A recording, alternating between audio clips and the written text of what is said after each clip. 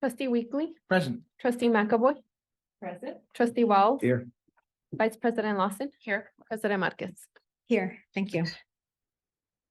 Good evening, everyone. Welcome to another Redwood City School District study session. And I'm just going to read a few things before we get started. For those that need Spanish interpretation, para cualquiera que necesite interpretación al español, por favor presione o llame al 978-990-5137 y presione el número 8377-041 y el signo de número para la contraseña. The public is encouraged to speak to the board on issues concerned whether or not the issues are on the agenda. To address the board, please complete a speaker's card if you are present and give it to Evelyn here to my left. And if you are at home, if you can please fill out a Google Doc. If the item is not on the agenda, you will be called to the podium during oral communication. Public comments are limited to 3 minutes per person per topic unless otherwise noted. And with that, is there any oral communication? We have 4 speakers cards for the dyslexia discussion. Do you want to take them now or after After the presentation? Yeah. We'll take them after that. Thank you. And with that, moving on to our study session, discussion on dyslexia. So good evening, everyone. And before we begin this study session, I'd like to introduce Assistant Superintendent Ana Herrera, who will be leading this presentation, Branya Whip, who is our teacher on special assignment, who works very closely in the area of reading instruction, and Dr. Maeve Mulholland, who is our Director of Special Ed.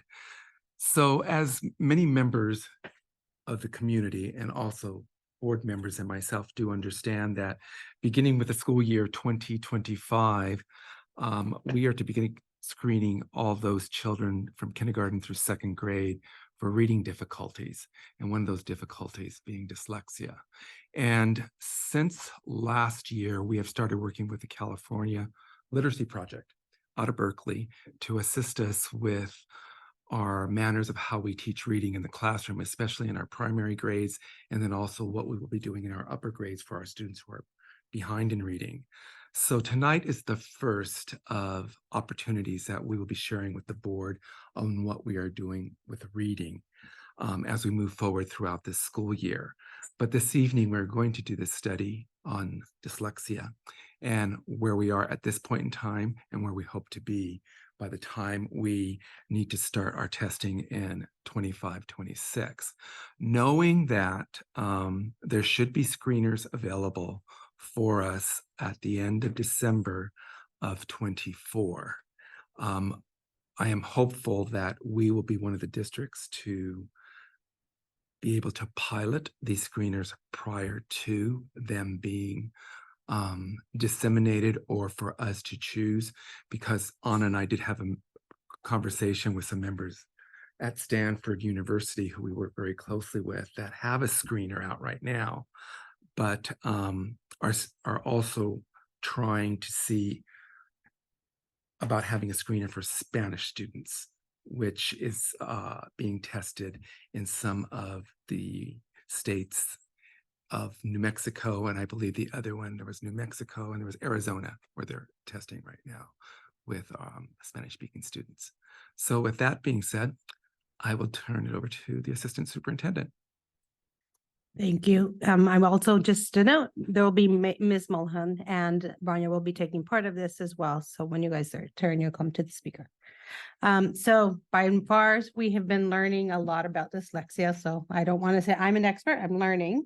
And so some of the information today has been a lot of what I've been reading about and some coursework that I've been working on, so that I can understand it deeper, because I'm not an expert. There's not an area that I am very familiar with, but becoming very knowledgeable about. So this is just our agenda today that we're going to go over. A lot of our information is coming from the California State Guidelines and some of the research that I've been working on an online course.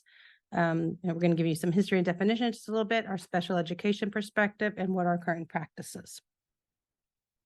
So as Dr. Baker let you know that this initiative started just recent. It's a really new initiative. So we do have This is the timeline for California. And so as you can see, there is a lot of moving pieces here. And so we hope to be able to adopt, we have to adopt something by 2025, right? So we are in this process of understanding where we're going, but we do believe we have a lot of things in place.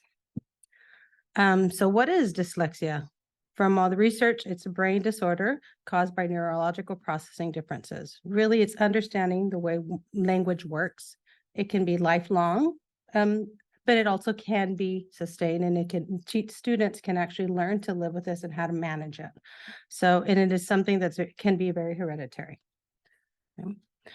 But also there are different definitions, right? So this is the one that is defined by the Dyslexia Association, National Institute of Child. So I'll give you a moment because it's very long and technical. But at the end of it, it's all about the language and how students are learning language and some of the difficulties they're having. And then reading is part of that, can be part of that as well.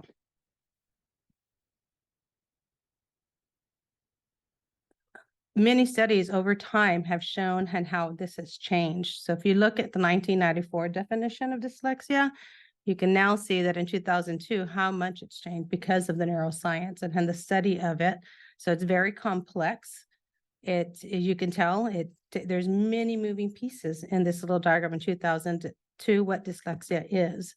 And so it continues to be a language-based deficiency that some students have, but it can be corrected. So what is this difficulties? These are the 5 components of reading or writing that it addresses: phonics, vocabulary, fluency, phonological awareness, and comprehension. Those are the 5 keys that we do need for reading. So in the study that I've been looking and studying, it talks about the components of phonological awareness, phonemic awareness, instruction. So that's just the ability of being able to manipulate the language. The phonics instruction, as you guys know, that we're working on in our approach now, and then the reading fluency and how does that help support students? And then we have vocabulary instruction, which is another key, as well as text level comprehension. So all of these components together really allow us to learn to read. But for students who have learning difficulties in reading, these are their core. The phonological processing is one of the areas that they are not able to do as readily as some other students. Rapid automatized naming and the orthographic processing skills. So I'll go a little bit into those as we go through the slides. So some of the signs of dyslexia really start early in the early years before students actually start school. So sometimes students are not able to discriminate sounds, 1 or 2 sounds. For example, in the word elephant, they can only hear certain sounds or 1 or 2 sounds. So they really can't figure out what the full spelling or the sounds are. They may understand that some sounds represent 1 or more lessons. I mean, 1 or more, because I made a mistake here. Understand each sound represents by 1 or more lessons, and how they are able to pick up sounds that mimic other sounds. So sort of like the rhyming words.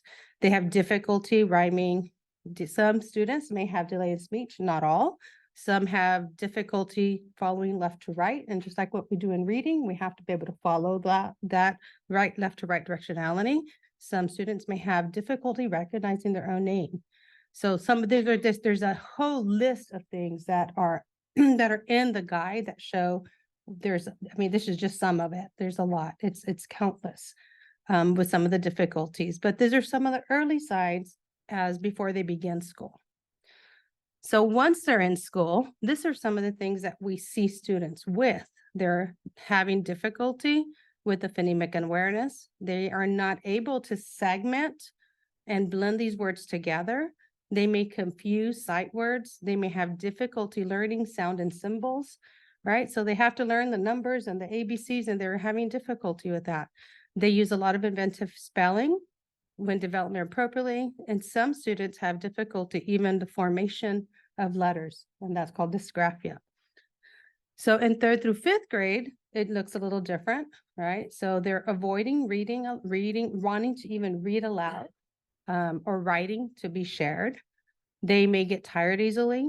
They may read text with many inaccuracies and with difficulty with small sight words. They may have high fluency rates, but low comprehension.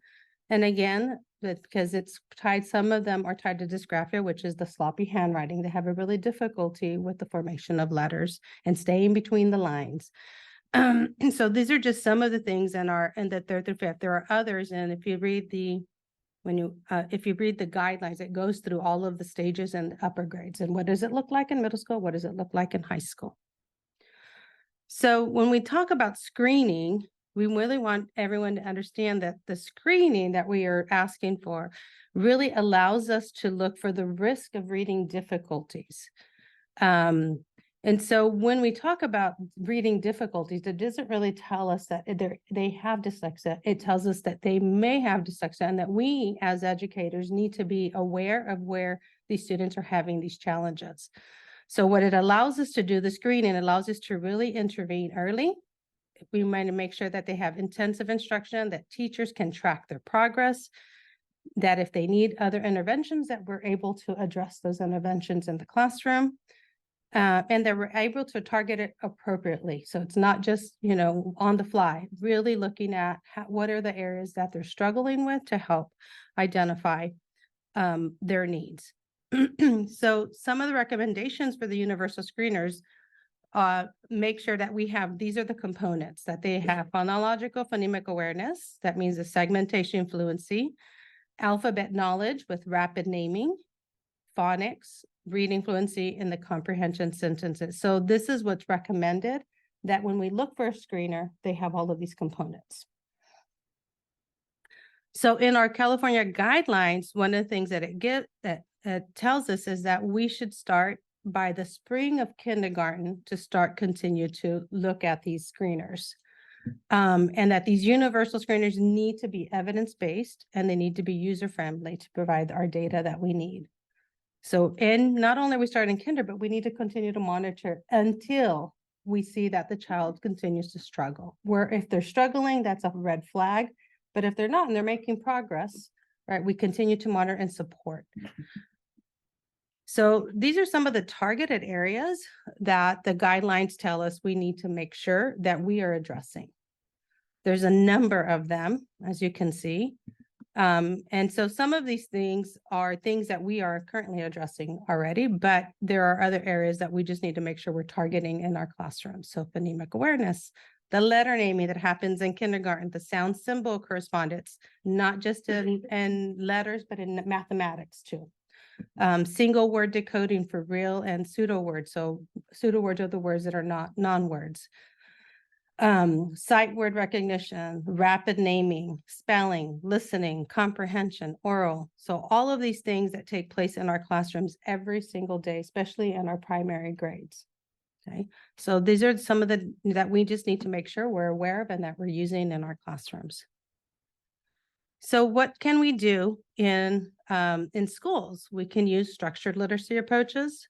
We need to make sure we're promoting daily fluency practices. That means what that means in the literature I've been reading is that we need to be reading to students, not students reading to us. We're reading to students to build their oral language and their capacity. We need to also make sure we're using multisensory techniques that are using different senses, their hearings, their sight, and fine finger tracing, saying words, writing in the air, making sure we're calling on volunteers. We don't want students to call on them and then feel like they can't answer. And that's one of the things that they say, that many students often don't want to participate because they have difficulty and they don't want to be shamed. Right. So then that hinders their social emotional part. We want to make sure we're encouraging learning diversity discussions across in our classroom. We want to make sure we're accommodating them. So that may be using audiobooks, using dictation, using different tech tools to help them access what we're teaching. We also want to be able to have them use prep, practice, and perform, which just gives them, for example, if I'm calling on a student, I may tell a student, hey, I'm going to call on you to share an answer. So allowing them to know beforehand that you're going to call on them so that they're prepared to answer. So really trying to make sure we're in their social well-being is part of this too. It's very important for us to make sure their self-esteem continues to be positive. So these are some of the accommodations in the classroom that it's recommended, using the use of audiobooks, making sure we have extra time, making sure that if there's a task, fewer test problems, fewer homework problems, if there's print or recorded verbal assignments that they're easy to follow. Making sure we're looking at project-based learning for some of the students, voice typing using our assistive technology, and note-taking tools and apps to help support our students. So one of the things there's many programs out there that address dyslexia. So these are just some of the specialized programs that I found, and there's many more. These are some of the more popular ones, but they're not the only ones. This is just a list of that I found on one site that several sites said they were the top 5, but there's many more. Okay.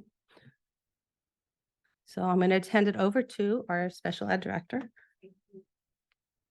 So turn on that. Yeah, I think I'm on that. Thank you so much for the opportunity to be here. So we wanted to give you a little bit of information about how students with dyslexia are identified or provided services through special education. The first slide here, again, we refer back to these California dyslexia guidelines. They're 6 or 7 years old now, but I can't emphasize how great they are as a resource and as a starting point for all of the conversations here.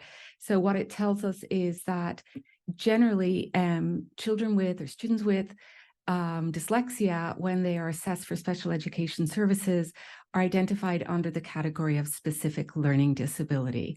And there's a larger paragraph there. I'm not going to read the whole paragraph. I think one thing we could also note from assessment also is the child presenting with features of dyslexia. Each child is going to be very individual. It's not a one kind of profile fits all. And so the severity of or the challenges in learning can really differ from child to child. But the gate that opens for services is the specific learning disability gate. So in our school district, the school psychologist conducts the assessment, and we're really trying to be very conscious of the greater interest in our community and at the state level around dyslexia, and our psychologists have participated in a 3-part training this year from the Diagnostic Center of Northern California, not just on assessment, which is their area of specialization, but also on pre-referral to assessment interventions and post-referral qualifying student interventions. Right now, we have about 20% of our total enrollment have identified disabilities in Redwood City.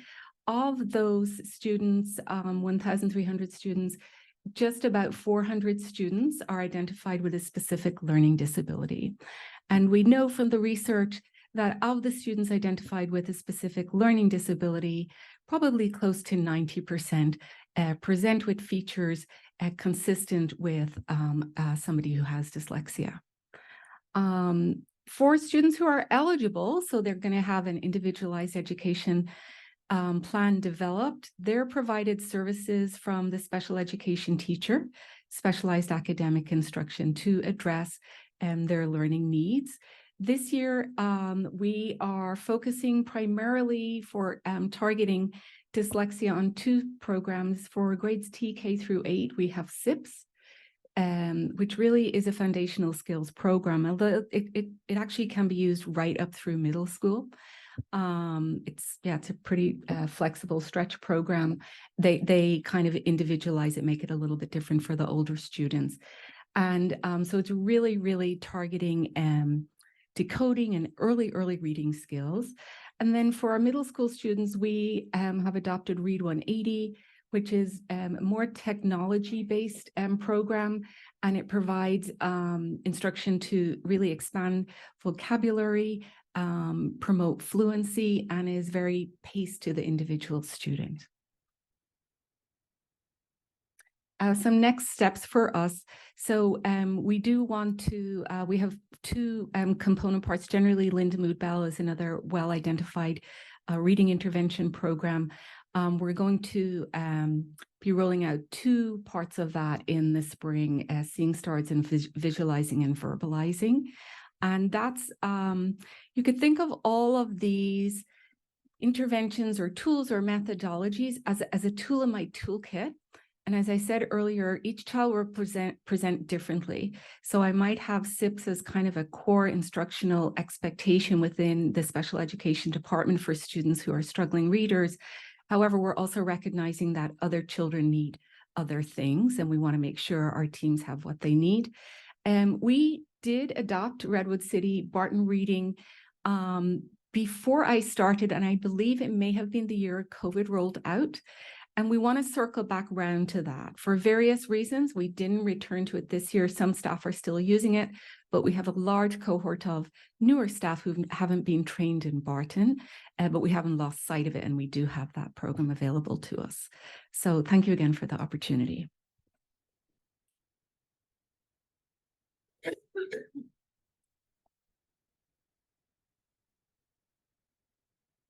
And it's already turned on, so I don't have to push it again. So I'm here to talk about what we're doing in our, primarily in our TK through 5 general ed classrooms, and how it's compatible with this path forward for our dyslexia program. As Dr. Baker mentioned, beginning 2 summers ago, we started to look into a partnership with the California Reading and Literature Project to learn more about the science of reading and how we needed to change our reading instruction in our general education classrooms. And so we have begun a systematic training of all of our TK through 2 classroom teachers will have completed this training by May of this year. Several of them have finished it already, and some of them are doing it twice. And then a good percentage of our 3rd through 5th grade teachers also will have completed it by May of this year. And there's supposed to be more pictures on this slide, and they're not, and I'm talking slow to let them load, and they're not loading, but that's okay. We don't have to see them. So one of the really great things about this training is that it turns out the science of learning, or excuse me, the science of reading is also the way that we need to be teaching students who have dyslexic brains. The idea of the science of, not the idea, an idea behind the science of reading is that we are born, our brains, none of us were born inherently knowing how to read. That's just not how our brain is constructed. And so in order for a brain to learn how to read, there is a reading circuit that needs to be built. And it is built through a certain, we'll see more about what structured literacy is in a couple of slides, but there are steps that need to be taken in order for that reading circuit to be constructed in a brain. A dyslexic brain just needs more of that in order. It's a little bit less smooth, and a non-dyslexic brain makes that circuit connect more easily and more smoothly. So we're going to have experiences for these students where what they're getting in their general ed classroom is coherent with and aligned with what they would be getting in specialized services, which is not what most districts have had in the last 10, 20 years. So I'm really there are so many reasons I'm glad that we started on this road when we did, but this is definitely one of them. It's going to be helpful for so many of our students, because structured literacy is what most students need, and it's essential for dyslexic students. So in the past, so we have a graphic here of a table on the right-hand side are some typical literacy practices that classrooms have been doing for years and years and years, and then the difference of what you would see in a structured literacy classroom. So we want to be emphasizing a phoneme, grapheme level approach rather than a larger unit approach. We want to be building phonemic awareness skills such as blending and segmentation, and those are explicitly taught. It's not a belief that they're going to just pick it up. Again, these are all components of structured literacy, which is how we will be teaching. I've already started teaching all of our K through 2 students how to read. And those are, again, as I said before, they're beneficial for everyone, but they're essential for students with dyslexia or several other different issues that might cause some difficulties with reading. So what we want to talk about now is specifically the California Dyslexia Guidelines and how it intersects with the instruction that we've been getting through our CRLP training. So this is the table of contents, and we just wanted to highlight how different components of those guidelines are addressed in the different modules. There's 6 modules in the CRLP training. Again, most of our teachers have taken 4. Our last set of K through 2 teachers who hadn't taken the initial 4 will have their 3rd and 4th modules tomorrow in this very room. And then everybody else is getting modules 5 and 6 in January and in May. But when we go through module 1, then we're covering chapters 1 and 2 of the dyslexia guidelines. Module 2 is also covering chapter 3. By the time we get to module 5, which is what we're doing in January, that's going to be chapter 11, which is the approaches for teaching. Everything else up to now has been about assessing and understanding, and now we'll get into the practice when we start in January. So we talked a lot about structured literacy. I wanted to point out some of the different bullet points that are included in a structured literacy approach.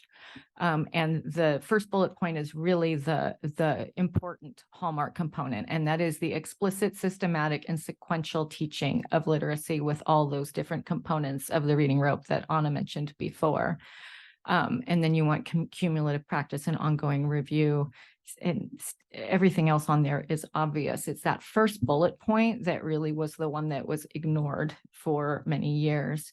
And so what we want to do is take those bullet points and show how they correlate to the instructional routines in CRLP and also our new Haggerty curriculum that we've purchased. So this is an example of the CRLP routine and where you would see all of these components of structured literacy.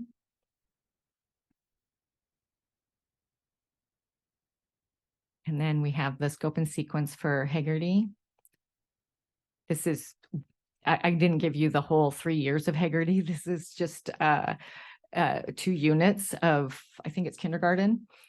And so this is how it correlates with the different components of structured literacy. This is the scope and sequence, so you don't get as many of the bullet points because it's not showing the specific lessons. It's showing you more where the lessons would go.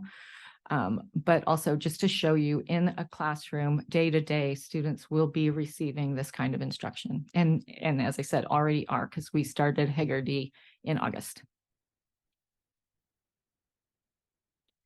And so I also wanted to point out my other hat besides literacy is in instructional technology. So I wanted to point out some of the technology applications that we have that already and have had in many cases for years that will help to support all of these accommodations that Anna showed you before. We have licenses for many applications and for additional tools that give audio capabilities either to the actual curricula or to any other documents that the students are working with.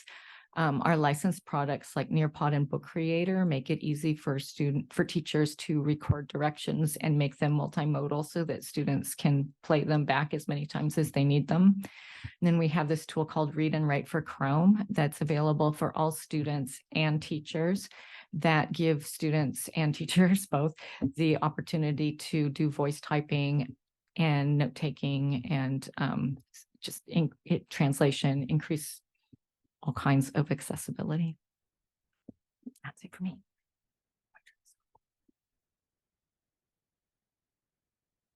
Thank you. I'll go ahead and open it up if you guys have any questions.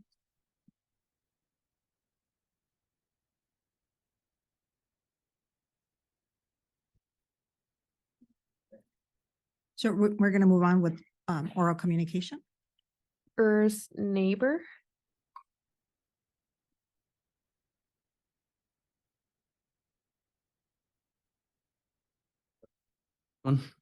Hello. Hello, my name is Urs Neighbor. I'm a father of 4 and we have 3 in the school district right now. And I just wanted to tell you a little bit about our story. So when our oldest son Leo was in first grade, his teacher sat me down and she said he wasn't paying attention. And because of that, he was failing at everything. And also he couldn't read. Did he ever attend preschool? I had just finished medical school when Leo was born, and we moved around a lot, first for residency, then fellowship. My wife was also working full time, and we were both focused on our careers. And Leo had always been in daycare and then preschool and then school and after school. So I felt guilty. And I was also angry with my son. The teacher's advice was, you should read more with him. We had no TV and we don't really have screens at home. So, and we also read pretty much every night. But yeah, I guess we tried reading more with him. We asked his grandparents to read with him. We asked the school for reading intervention, and we read more with him. And after trying this for some time, we did notice that something was kind of really off. Leo had trouble recognizing words that he had just painstakingly deciphered a minute ago. He struggled and got worse the harder I pressed him. And we had heard of dyslexia and started searching for an independent evaluation. We finally found someone who would see Leo in 6 months for $7,000. I was shocked, but that really felt like we had no other option. And so after meeting this PhD neuropsychologist for multiple hours a day for a whole week, she diagnosed him with dyslexia. And again, we embarked on this hectic search for someone able to help our son. And Leo met with a dyslexia tutor every day of the week, all summer long that year. And then Leo's school decided to independently evaluate him too. And his test results came back shortly thereafter. He was in the 98th percentile for verbal knowledge, 75th for pattern reasoning, and scored pretty high in most other tests. However, when it came to reading, it was different. His irregular word reading fluency was in the 2nd percentile. His isolated word reading fluency was in the 4th percentile. So after almost 3 months of intense remediation, he was in the single digits. And despite all of this data, the school determined that he did not have a specific learning disability.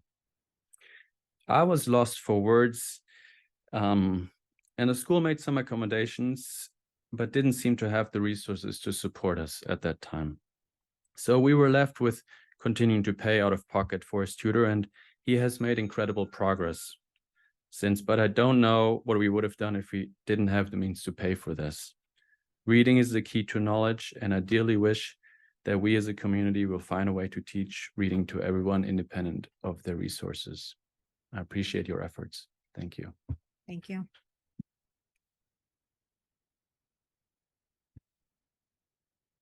Deanne Delantoni.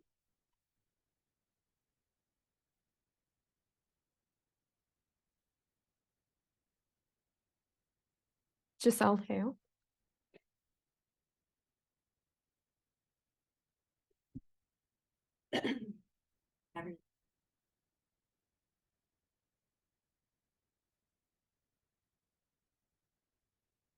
You'd think I've done this before. Hi, everybody. Good evening. I'm Giselle Hale, joined by my husband, Brian. We are the parents of 2 dyslexic students, district students, and Brian is himself also dyslexic. So in the fall of 2025, as you heard from Dr. Baker, when California implements the universal screening, families will be notified, they'll actually be required to be notified that their child exhibits signs for difficulties, reading difficulties or dyslexia. So as those notes go home, many will be looking to you. They'll be looking to the district for solutions for their children. And at our current enrollment rate, there would be approximately 950 students probably getting a note like that. So our district is actually very wise to be starting this conversation today ahead of those changes so that we're prepared with a plan to support these students and hopefully by then already well on our way to implementation. So I will say as a policymaker, I'm very fond of study sessions as a tool. You don't have the immediate pressure to vote. You have the space to get curious about an issue and to determine some meaningful next steps. So tonight, as you've already heard and will continue to hear, you'll hear stories, you'll consider information. And as you ponder next steps, I'd like you to consider this. So in our examination of districts that are making the most significant leaps in literacy, they all seem to have one thing in common. They treat dyslexia as a general education issue, not as a special education issue solely. They're making moves not only in their overall literacy scores, but also among Black, Hispanic, and lower income students. Locally, I'm talking about school districts like San Mateo Foster City and Palo Alto Unified. They don't rely primarily on pullouts, special ed, or screening. Instead, they've trained all teachers in Orton Gillingham techniques to support all learners, including dyslexic ones. They're rigorously supporting teachers in classroom with intense additional support. Because you see, despite their challenges, dyslexic students can actually be some of the brightest kids in a classroom. So they do belong there, and we just need to support them so that they can stay. These districts are the ones that I see weaving the tightest safety nets so that children aren't falling through the cracks. And at last week's California Reading Summit, there was another message that came across clearly, and that is that implementation matters. So there are districts that have implemented the exact same programs that you've just approved, SIPS and Haggerty, and they're not seeing gains. But those who are focusing on the more rigorous training and tutoring are the ones making strides. So it's not just the curriculum. In my 9 years of service to Redwood City, I can probably count on one hand the number of votes that I cast that had the opportunity to change the trajectory for a family. One of those votes is across the street, Habitat for Humanity. When we consider the overrepresentation of dyslexia in our prisons, on our streets, this may very well be one of those decisions for your board. And I look forward to participating in the conversation, supporting the district however we can to serve all learners. Thank you. Thank you.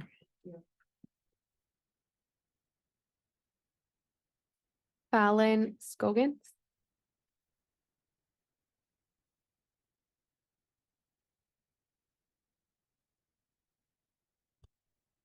Hi, thank you. My name is Fallon Scoggins, and I am the mother of an 8-year-old named Ender, who was diagnosed with severe dyslexia and dysgraphia. We always knew that there was something different about our son. So similar to what you've heard, he never could sing his alphabet. He never knew the letters or their sounds. He couldn't blend letters together like all of the other kids.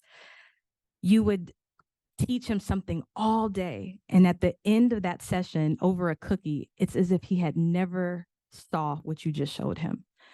So like when he first started school, if you walked into his classroom, you would see all of the other students really engaged, and you would see him at his desk with his head buried in his arms, just out of sheer confusion, being lost and frustrated. So what this looks like for Ender is he hated school. He didn't want to get out of the car. He would cry, and he was, first grade in tears, didn't want to go. He felt so lost and overwhelmed, and all of the other kids just seemed like they got it.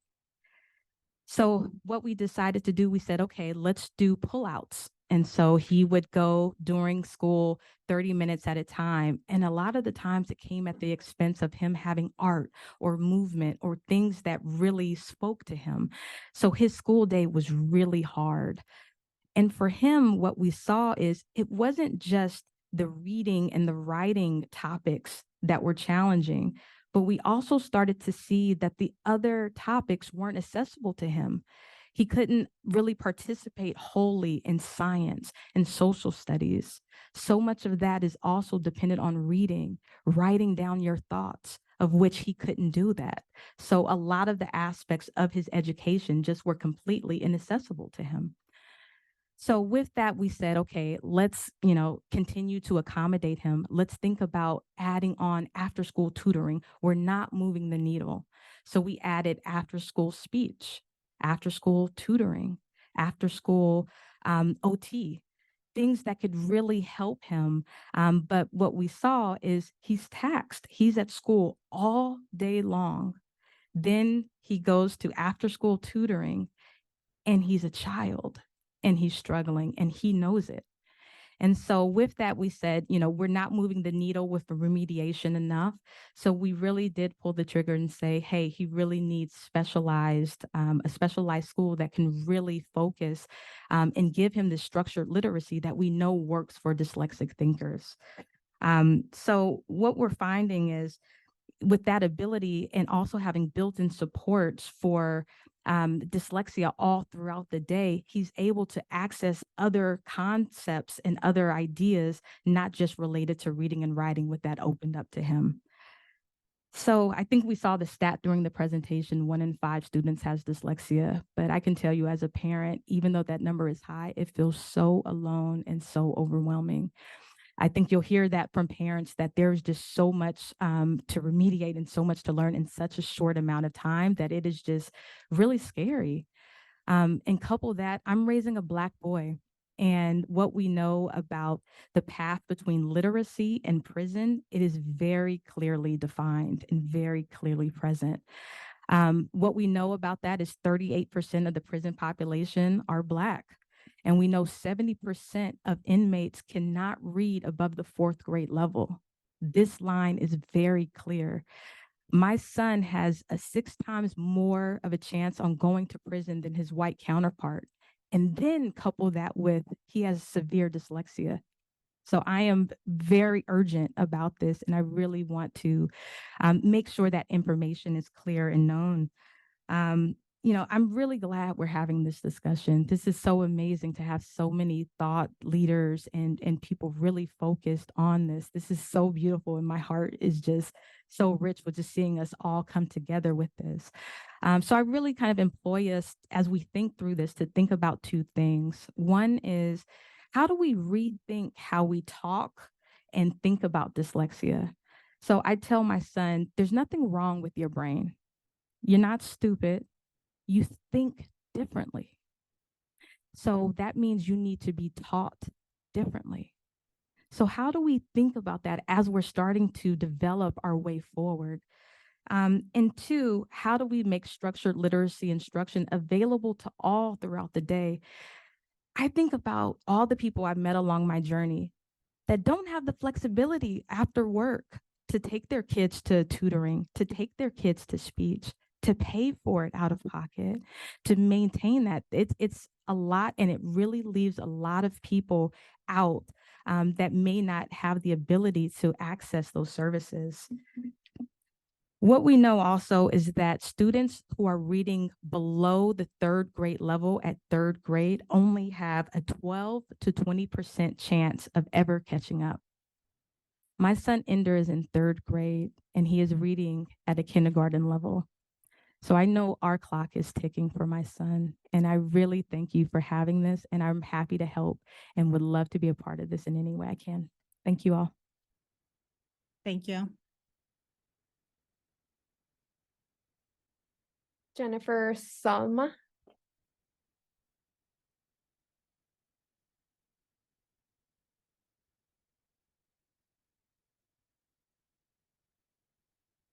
Oh, thank you. Hi, Jennifer Salma. I am a regional leader with Decoding Dyslexia California, and I see some familiar faces who we organized with Giselle Hale a dyslexia simulation about a month ago for Dyslexia Awareness Month. And I can't thank you for all of those who attended, including Dr. Baker came to something we put on with our support group, for your interest in learning more about why people across the state, across the country have been standing up at board meetings saying, please, as you've heard from the other parents, please listen to us. Our kids are not doing well. And so I want to thank you. I've heard a lot of great things. I can't tell you how excited I am to hear the educators in the room discussing and using the California dyslexia guidelines. Decoding Dyslexia was instrumental in getting those passed several years ago. And our big success was this summer with universal screening for K through 2 students throughout the state of California. I'll mention, if you may not know, we are the 41st state in the union to pass to create mandatory screening for risk of dyslexia. And again, I want to highlight the difference. Often the word dyslexia, I mean, you could have a whole hour discussion about the use of that word, what it means. And in your presentations that you were given today, you can see even in the IDA, the International Dyslexia Association, I actually met with Emerson Dickman, who was up there with the 1994. He said, I had to pull everybody in the room because I had a legal case and there was no definition of dyslexia. And I knew I couldn't help this boy without going to court with a definition. So everybody was pulled into the room, leading educators back then in 1994. And that's what that original definition was used for. And it has changed since. As a previous speaker was talking about, when you talk to my child, I say, yes, you have a neurological difference. You don't have a disability because your brain is just slightly different. It actually comes with a lot of strengths. I haven't heard that spoken about yet tonight. With dyslexia, yes, it is more of a right brain sort of variation. And when you are in school as a young child being taught to read, and it has been in the last 20 to 30 years with 3Qing and some of these methods that weren't really particularly aligned for science, were particularly bad for students who have a dyslexic brain. They just need to learn a little bit differently. And because of that, they actually have a lot of strengths. They say 40% of the entrepreneurs here in Silicon Valley are dyslexic. They're used to failure and they're big picture thinkers. They can see connections between things that most neurotypicals don't see. It comes very easily to them. They often are highly visual spatial learners. They do excellent with architecture. Engineers are problem solvers. So there's a lot of strengths that can be built into working with this population. As I like to say to my son, you have a variation. However, when a child is young and they're in a kindergarten and then a first grade and then a second grade and then a third grade class, they have experienced something that is overwhelming to them. And it's that they couldn't learn to do what everybody else around them could do. And that was to read, that was to write, that was to spell. And they're being asked to do this constantly throughout the day. So they create their own narrative. They either act out, they either hide, they're really good at not doing anything. Their story to themselves usually goes something along the line that I'm dumb, I'm stupid, I can't do this, I give up. And they have anxiety, they have a whole host of social emotional issues. And the point is, if we can help these children earlier and not sort of give them a disability, because they really aren't. For severe dyslexics are, I would say, for sure, but they say the research really indicates about 95% of dyslexics should be served in a general education environment with tier 1, tier 2 support. So if you can build those systems, those children who are working extra hard in the classroom, they don't need to go home after school to be tutored. They need to go home after school. They need a break. They need to have fun and they need to find their strengths that they can process, because that is going to pull them through in their lives and where they're going to find confidence and success. So I want to thank you all for coming tonight and for learning and to the school district. I actually went to Clifford Elementary K through 6 many years ago. And it's nice. My parents still live here. It's nice to be back. The only additional comments I would have would be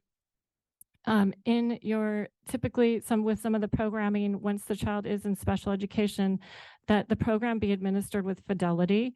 And that does not mean that a little bit of this, a little bit of that. It cannot be an eclectic approach. It's not scientifically proven to be effective. So please make sure it's done with fidelity.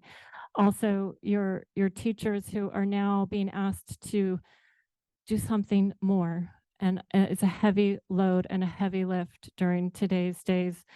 So please make sure your principals are on board and there's systems and supports in place so they can go in and make sure that these students are getting the instruction and curriculum that you as leaders have are trying to put in place. So that's also really, really important. So I want to thank you again for your support and for working to help your dyslexic students. Thank you. Thank you.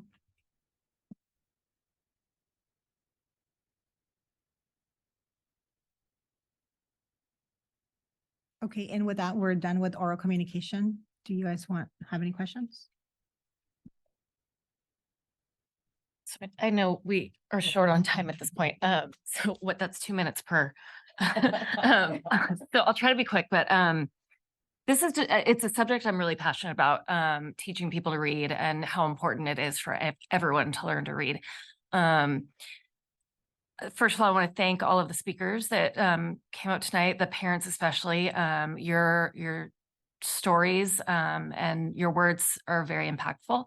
And I'm sorry, I don't remember your name, but when you were speaking, the other parents were sitting behind you.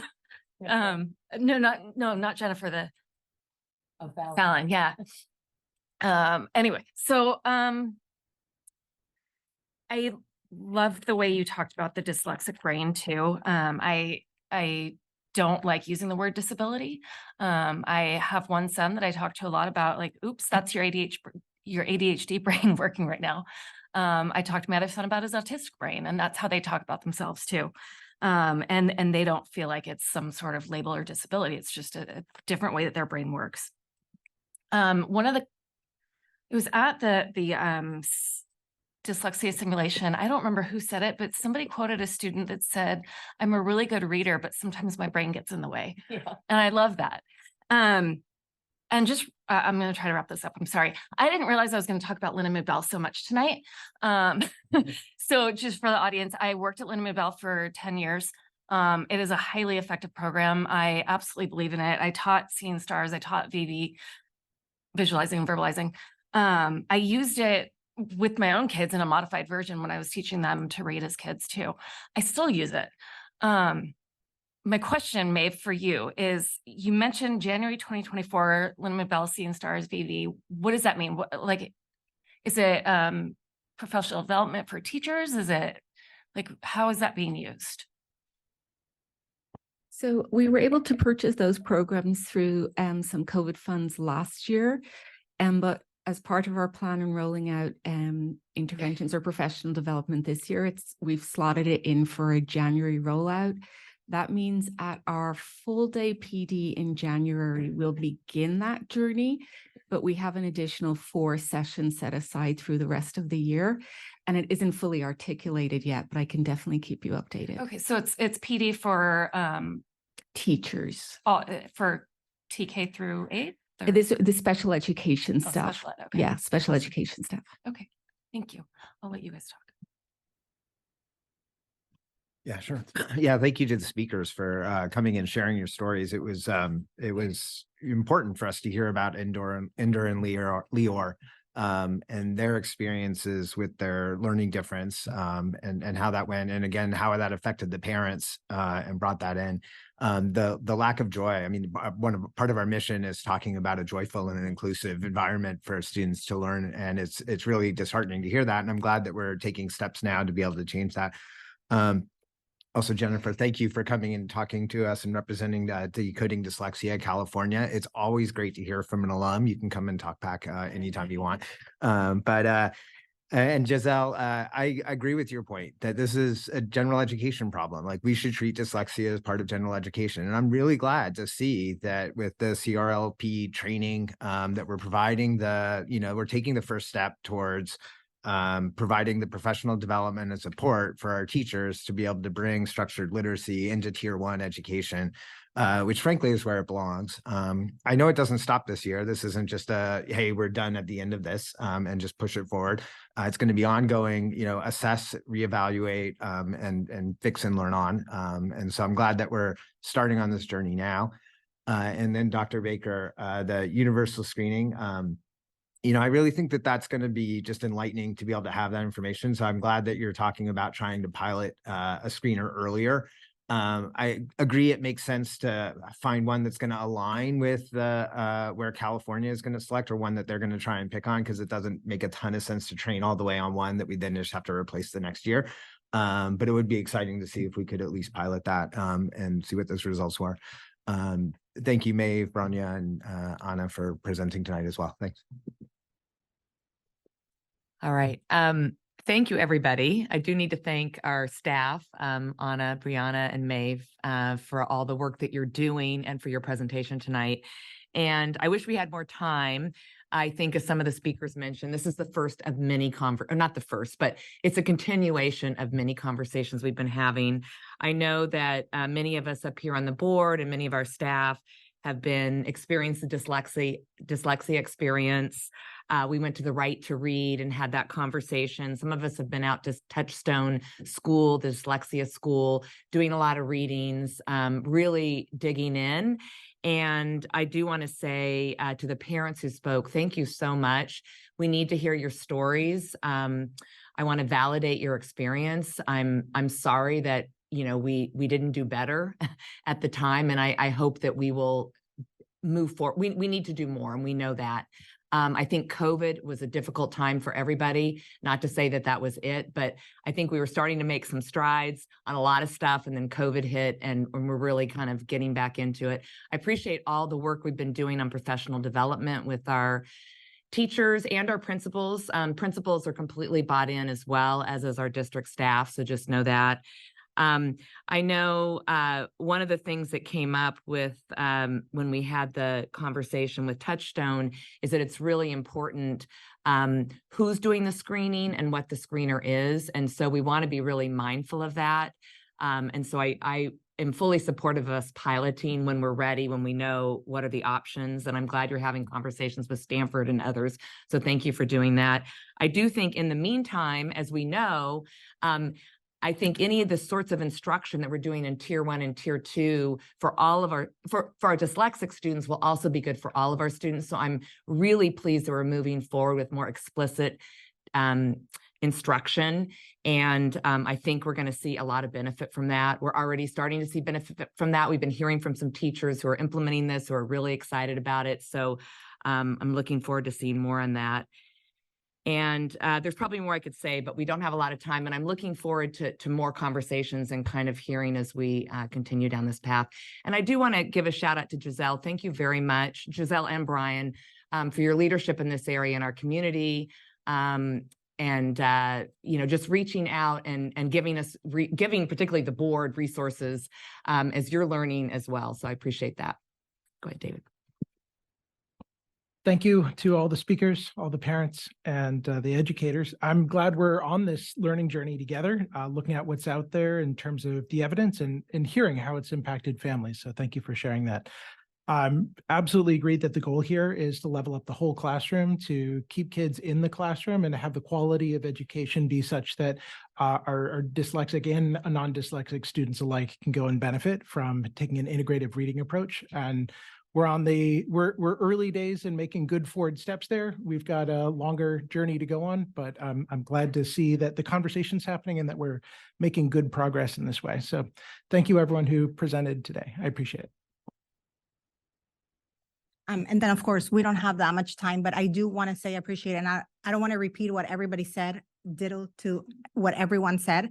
And I do want to say I did get a chance to see a YouTube video that Giselle Hale had sent regarding Peggy Wynn. I think that's how you pronounce her last name. So I do want to say, I do believe in our district, and thanks to all the teachers that have always been patiently and always there for PD and stuff.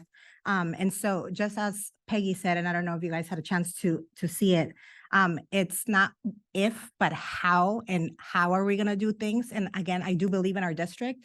I just say, have patience. We will be moving the needle because we have, even if it's just a slower. So I just want to say thank you to everyone for being here tonight.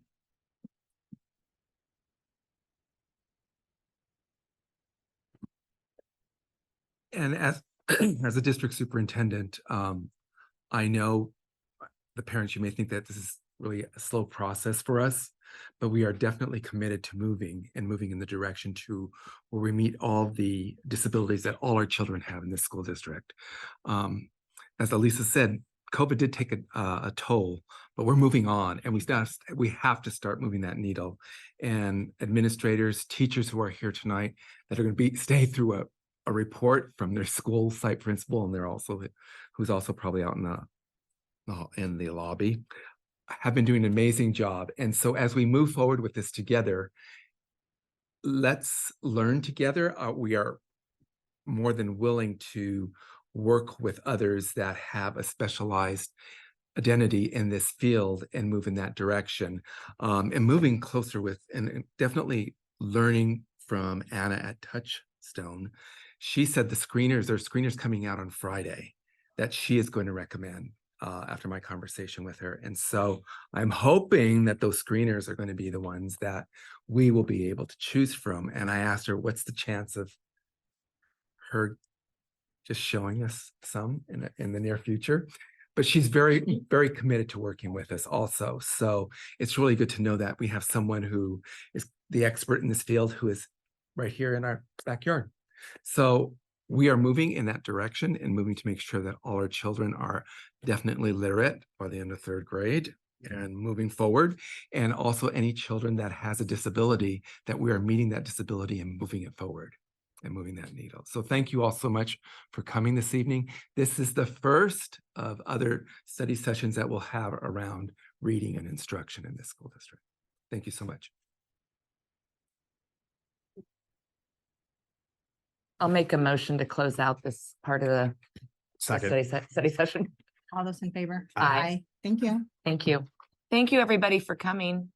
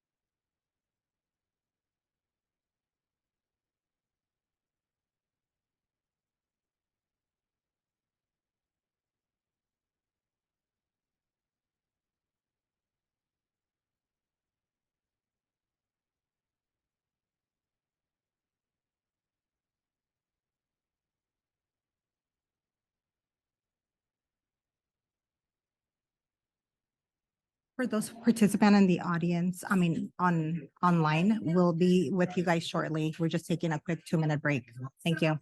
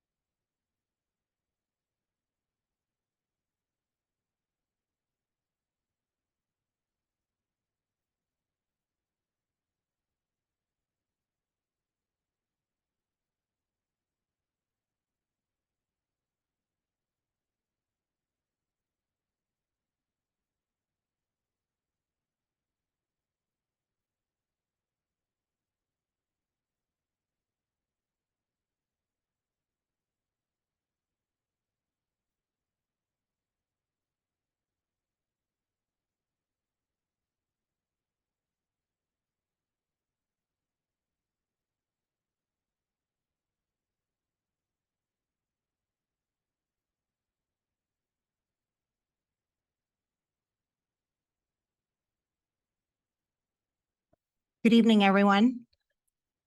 Evelyn, can you please do roll call? Trustee Weekly, Present. trustee McAvoy, Present. trustee Wells, Here. vice president Lawson, Here. president Marquez. Here, thank you.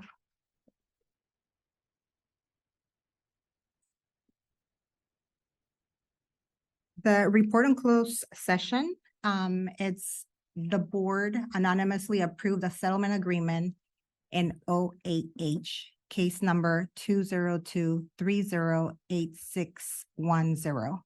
The term of the agreement included that the district will fund tuition and transportation for a student at a private school through the end of 24-25 school year at an approximate cost to the district of $128,000 in exchange for a release of all claims. And with that, moving on just to the agenda, really quick. For those that need Spanish interpretation, si necesita interpretación al español, por favor, llame al 978-990-5137 y presione el número 8377-041 y el signo de número para la contraseña. And if you need to speak to the board on items not on the agenda, please go ahead and write a speaker's card and give it to Evelyn here to my left. And if you are online, if you can please submit the Google Doc. If you wish to speak to the board on a subject listed on the agenda, you'll be called to the podium at the time the item is being considered by the board.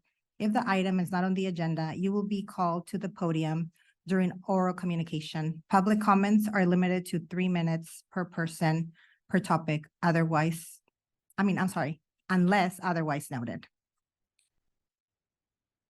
And with that, welcome again, and thanks for everyone that's here. Welcome to another Redwood City School District Board meeting. Are there any changes to the agenda? Yes. It is going to be 10.1. We are going to pull that till we get the further information for everyone to have ahead of time. And Mr. Weekly, I believe there was another one that we had a question on. I'm trying to find it myself. I didn't mark it. It was 9.3. And it was a question. So if we could just have that, some elaboration on that. We should just move that to action and. Right. Thank you. And with that, does somebody want to make a motion to approve? Yeah, I'll make a motion to approve the agenda with the changes that we move 9.3 to action and that we I guess do not hold 10.1. So we'll not discuss that tonight. That'll come forward at another time. I'll second. All those in favor? Aye. Aye, thank you.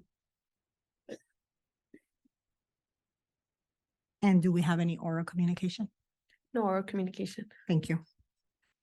And with that, moving on to bond program consent items, again with 9.3 that moved to action. Are there any questions?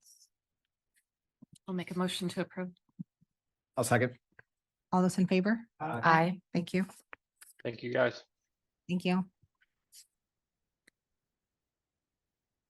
And item 11, school. Oh, that's Yeah, because it will still. so 9.3, approval of proposal for the infrastructure of 2 video intercom buzzers with Atlas Pelissari for Haas School.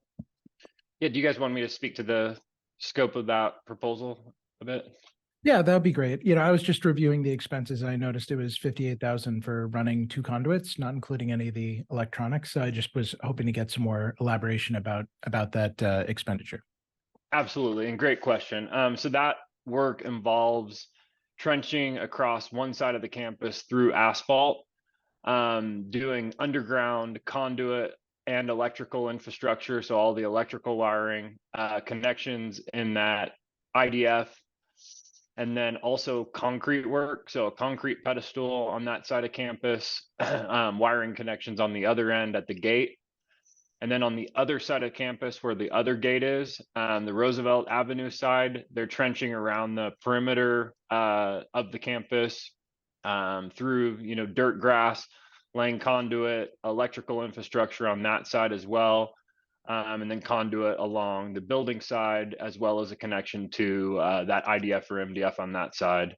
And I know that they're involving, subcontractors. They're an electrical contractor. There's going to be a general contractor involved. So yeah, asphalt, concrete, a few different trades involved in this proposal.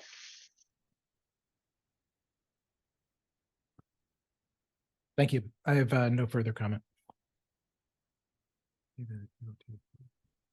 Do you want to make the motion? I'll move to approve. Second. All those in favor? Aye. Thank you. Thank you, guys.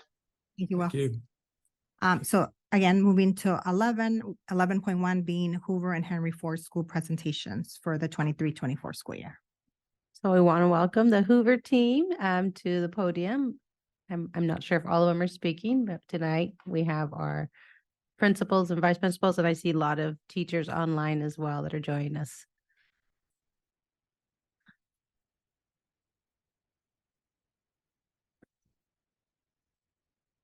There's a clicker on the side. Yes, I have it here. There we go. Turn on. Turn it on with the little light red light. on the right. There you go. That guy right there. It's on. And I forgot my speech, so I'll just do it from my mind. Sorry, apologies. Good afternoon, good evening, everyone. Trustees, Dr. Baker, Cabinet, thank you very much for having us here today. I am Lupe Guzman, principal at Hoover Community School. I'm John Michael Gomez. I'm one of the assistant principals. I'm Robert Feng. I'm the other assistant principal. And I'm Alma Rosas. I'm the community school coordinator. All right, and here's the clicker. Let's see. Technology, here we go. All right. No? There we go. Okay, so we are going to begin to share information about our academics. We started the year with the inauguration of our Husky Learning Lab, which is a beautiful space we created for our staff to comfortably work, learn, collaborate, and engage in all the new learning that we are doing this school year. One of our biggest projects or initiatives is the 50-50 biliteracy pathway model. For those of you who are not familiar out in the audience, this is where we use the Spanish and English simultaneously in our classrooms, starting from kindergarten. We use our Spanish to strengthen our English language. And as we go through the years, our students grow up being fully literate in Spanish and in English. It is a source of pride for us. Our students need to be able to compete globally, and we know that in this global world, 2 languages gives you a leg up. Also, our students get to keep that pride in who they are and their culture and their language. We know that bilingual brains have more connections, and our students think more. And so last year we focused on really post-pandemic, getting back on track, getting everybody aligned to what the 50-50 biliteracy model is. And Mariela and Laura, our district TOSAs, were instrumental in getting our teachers to, a lot of our new teachers, to learn what the program is like, and also to help us practice and figure out how we're going to piece everything together. This year, with all the new initiatives, with the assessments, CLRP, Aprendo a Leer, and FastBridge, the beginning of the year was a focus on how are we going to integrate all these assessments and phonics programs into our thematic units that we're already using, and fit it within our 50-50 biliteracy program. And so we've already had 2 release days. Teachers have had a chance to practice what their schedules look like, use the new curriculum, and reflect on how it's going and what our next steps are. We actually finished our last release day today, and we're planning one for January. We are also engaging in iReady days where we look at data and set SMART goals. Another important initiative for us, as I think all of our colleagues here have seen, our students need a lot more social emotional support. And we are continuing our work with Kimochis for our littles and working with We Are for the Culture for our 4th through 8th grade. That is a more culturally relevant program that is of high interest to our students. We have in the middle school, fortunately, added our music and STEAM programs. Our kids are very excited to have choice and are enjoying doing projects and playing music. One of my little girls today said, Miss Guzman, I finally got that note on the trumpet. I'm learning how to play music. She was so cute.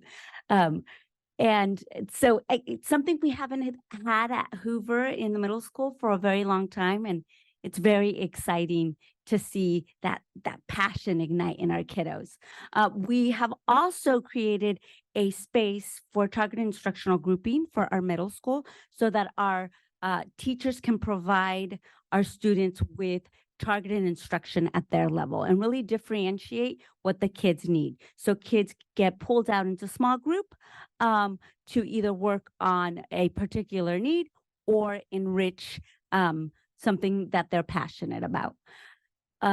We are growing with staff this year. We have our literacy and ELD TOSAs who are fabulous. They have been instrumental in rolling out our new curriculum and are working really closely with our teachers in the classrooms, modeling lessons after school, offering support so that they can unpack the programs and write lessons, and then they will push into the classrooms, model lessons, co-teach, and it would be impossible to do this wonderful work without them.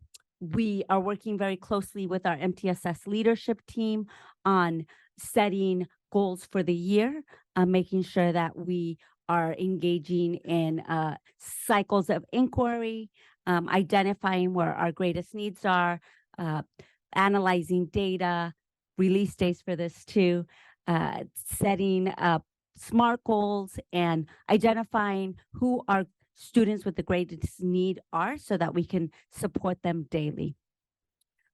We continue to support our primary school with music for minors, PE plus, and we are in year 2 of our BIS initiative with the Santa Clara County Office of Ed, and continue using our Golden Paw tickets and open our Husky Mart. Thank you, RCSF, for providing money for funding our student store. Our kids love it. They're waving those tickets around. No, I got the ticket. And what's that store opening? We also offer a lot of support extended for our extended day. We have CAP tutoring, after school tutoring programs, Casa Círculo, PAL, BGCP, the community literacy volunteers, which is a group of volunteers from Costco who come over and tutor our kids in reading one-on-one, and other fun stuff like field trips and whatnot. But I've talked a lot, so I'm going to hand it off to Mr. Go ahead.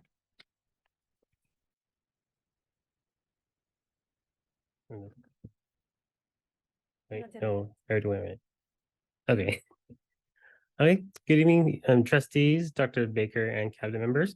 I'm Mr. Fang. I'm the new assistant principal at Hoover.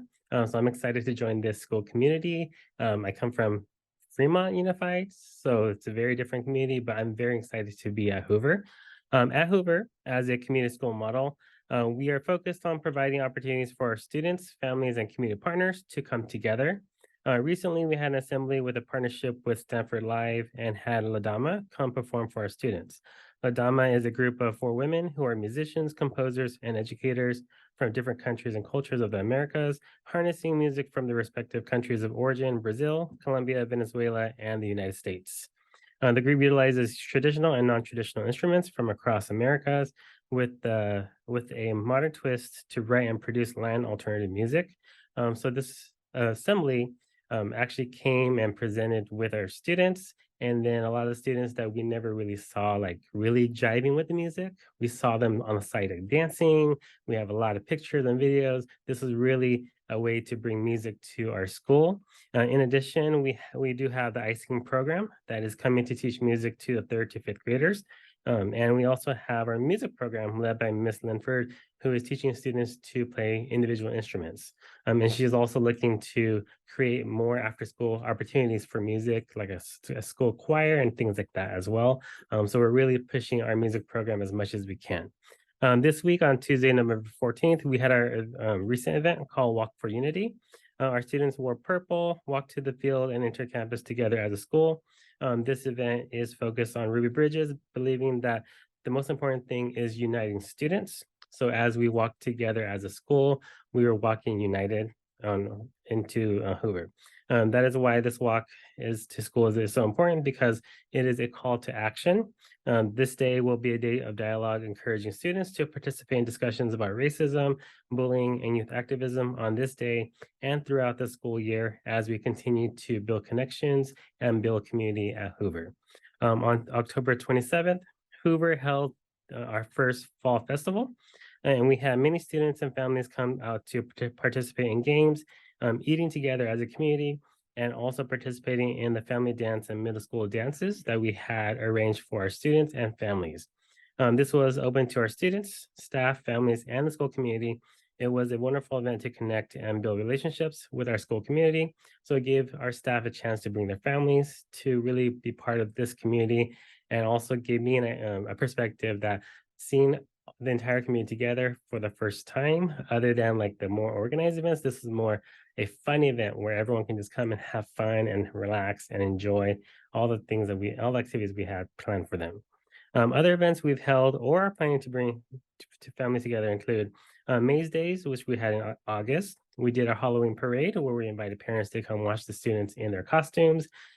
We are planning awards assemblies every trimester, but we're also looking to increase our awards assembly with our PBIS. Be respectful, be safe, and be responsible. And also our back to school night, we have a lot of partnerships who came and provided items and backpacks to our students. And then also open house, we're looking forward to bringing more partnerships to come support our families. And then we have our family literacy night, Dia del Nino, safe routes to school, spirit days that are coming, and more events in the future. In addition, we do have other organizations that support our parents as well. So One Life and PAL, the Parent Project, and Familias Unidas. Many of these organizations provide parent workshops and learning opportunities in classes so that they can educate themselves and learn new skills so that they can better be involved in our school community, but also feel that Hoover is somewhere where is home to them as well. So that's the goal of a community school model, is to make sure we build that community and everyone belongs. We would also like to invite all of our trustees, Dr. Baker and cabinet members, to our Winter Fest, which is on December 15th from 6 to 8 p.m. We will have many activities and performances planned from students, staff, and the school community organizations. Many of our students are very excited to express themselves with their talents and to show you what they've done to get to where they are. So this really leads to them expressing themselves, showing who they are, and also being able to show their voice. So handing over to Mr. Gomez. All right. So my name is John Michael Gomez. Good evening, everyone. This is my second year entering Hoover, and I'm excited to continue to still be part of this community and grow with Mr. Feng here. So like Mr. Feng talked about, he mentioned student voice. So we know that student voice is really important. And so we have worked hard this year and we'll continue to work hard to gather student voice, gather student input, and really just make students feel a part of sense of belonging at Hoover. We want them to get involved. And so part of that, every day, our day begins with our daily morning announcements. So part of that is having students rotate through, and we actually have them read the announcements over the intercom in both English and in Spanish. Something new that we started this year is Hoover Live. And Hoover Live is our live broadcast of announcements where students or classes all across campus get to log in through Zoom and see their fellow peers read the announcements with the news background. And so we built this into the schedule. So it's the first 9 minutes of the day. Sometimes we also have guest speakers, talk about a lesson, talk about their role. And we invite any of you all to definitely come and join Hoover Live. So always looking for people to come and speak to our community. A few other highlights just to talk about include the continuation of our student council program. And so we continue that. We had elections this year.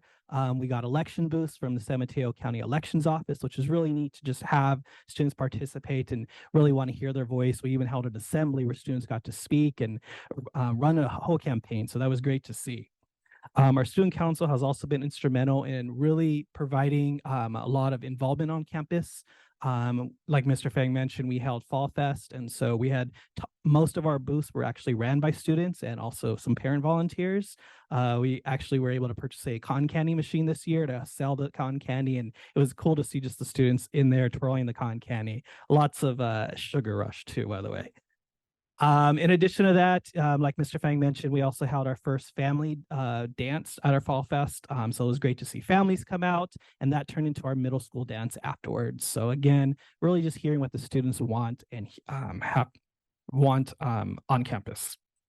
In addition to that, our student council has been instrumental in providing those sponsored spirit days, fundraising opportunities, and even a homeroom rally where we held different homerooms get to compete against each other and just silly games like musical chairs, and they win some fun incentives. So that's been really fun to do. We also we're planning another homeroom rally very soon. Part of the community school is this year is really working closely with Michelle Griffith, who I know is online listening to us. Shout out to her, and being part of this community school advisory council. So with that, it's essential to have students on that. And so this year we've had we have 2 students. Shout out to Danya, our 7th grade member, and Devian, our 8th grade member, who's been participating in that and will continue to participate in that all year. Clubs have been instrumental this year. This year we had a club fair where our middle school students were able to come out, get a sense of what some of the clubs that we have on campus, and get to talk to some of the club advisors. We know that students, we want them to give the opportunity to go, get to know teachers outside the classroom setting, and just really get to have the opportunity to explore their interests outside those academics. A few of our clubs this year include Chess Club with Mr. Sugar, GSA with Ms. Carrasco, and our new Folklorico Club for 2nd grade and up with Ms. Moreno, our new ELD TOSA. One highlight I like to mention, thanks to the Redwood City Education Foundation, RCEF, for sponsoring our Husky Chill Zone. So that picture is that bottom left picture there. And so they gave us, were able to provide us funding to be able to provide students a space to go to if they need some extra, just a space outside the classroom setting. We know students learn best when they're self-regulated, when they're calm, and when they feel safe. So for students who just need that extra tier 2 level of support, if they can't take a break in the classroom, just need a space. This space is our Husky Chill Zone. It's in the office. It's a place where they can just practice some independent self-regulation skills. And so that's been a real hit this year. It really just brings students, centered, and they're able to practice their coping skills. The ultimate goal is to get them back to class as soon as possible. So again, thank you, RCEF, for that space. We've even had staff utilize that space. So I also invite you to come and just take a look at that. Another part of our student voice this year, and ensuring that that we're able to hear them, is a lot of our students really wanted some organized sports. And so this year, we're fortunate enough to partner with Boys and Girls Club and Parks and Rec to sponsor our 4th and 5th grade girls volleyball team, our middle school girls volleyball team, and this season our 6th through 8th grade flag football teams. For many of our students, this was the first time that they were able to participate in some organized sports. And so we're very proud of their work this season and their dedication. We've also had some additional sports leagues this year, including Bossy, which is the Bay Area Women's Sports Initiative. And we've also had Stanford come out and be part of the sports initiative as well. So with that, I'm going to turn it over to my colleague, Alma Rosas. I'm shorter. So like Mr. Gomez emphasized, the student voices, we heard them. And now we have a variety of sports to offer. Parent voice is just as important. As we continue to focus on the whole child, we have to partner and collaborate with parents. We've created opportunities for parents, for parent involvement and parent voice, like at our monthly cafecitos with the principal. Dr. Baker was just there last month. We have the English language advisory committee meetings. We have school site council. And like Mr. Gomez said, new this year, thanks to the California Community Schools Partnership Program grant, our advisory council. The advisory council consists of parents, teachers, admin, and students, where we will convene to analyze data and together create a plan to serve the needs of our students. And that will happen all year. Also new this year are the goal setting conferences, which gave teachers, students, and parents an opportunity to align on expectations and their aspirations for the year. And as a community school, we want to be partners with parents. So we encourage them to get involved, volunteer, participate in their child's learning, like coming to support in the classroom, field trips, community events. We had a lot of parent volunteers come out for Fall Fest, and we already have a lot of families signed up for Winterfest. And just like true partners, we provide necessary resources in return, like mental health services, when parents can fill out their own referral form if they have concerns for their own children. Safety net services, we offer adult ESL classes via our partnership with Kenyatta College on Hoover's campus. We have morning Zumba with PAL coming up soon for our community, not just our parents. We have parenting and wellness workshops with the North Fair Oaks Library. And it is a continuous ebb and flow of support between teachers, parents, and admin. So we need parents on board. And the way to do that is to uplift their voice and become true partners. Any closing notes? Thank you. Thank you very much. I did forget something in my nervousness. I forgot to highlight that we have a dean of students who we're very privileged to have on our site. He's an admin, and he is focusing on supporting our Tier 3 students who are not in special education.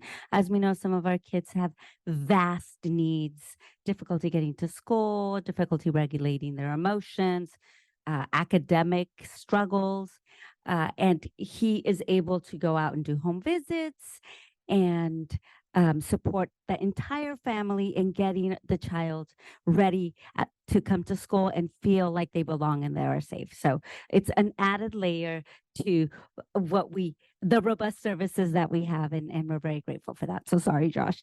But thank you very much. This concludes our presentation. Thank you so much. And I'm going to go ahead and open it up for you guys to have any questions or comments. Thanks for coming down and presenting Hoover to us tonight and telling us all the, sounds like a lot of really wonderful things that are going on there.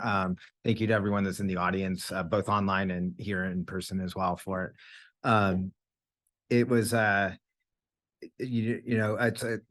literally throughout all the slides, it feels like there's just a lot of talk about partnerships. I'm going to highlight the partnership with the parents, and I really like that we're doing all of that family outreach. But of course, we have the Boys and Girls Club, our CEF, countless others that you probably mentioned in there. And that's kind of what community schools do, right? They have to bring in the community and external partners to be successful. So I like seeing a lot of that. One thing I would love to hear just a touch bit more on was the Community School Advisory Council and what those students are involved in, and and sort of how that works. Maybe you could provide a little bit more detail on that. As the lead of the advice, no, I'm just kidding. So we got the grant approved, and we invited parents, teachers, admin, and students to come and participate in this council. We are gathering once a month, and we are going to discuss data based on needs assessments that we are going to conduct. We just had our first parent focus group. It's anonymous. We get to hear what their concerns are and what they see that their needs are for their children. And then we will assess that data, and we will come up with a plan together on how to move the work forward. Super neat. It'd be interesting to hear how that works out. Yeah, we're excited as it goes forward.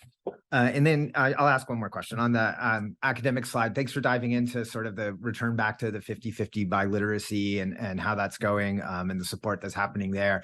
I think you touched on PBIS being the second year of implementation. Is there like one other on that slide that you think we should really hear just a little bit more about? There's a lot listed on there. I don't know if there's one that you sort of sit there and think like, this one's really effective and I wish you all knew more about it.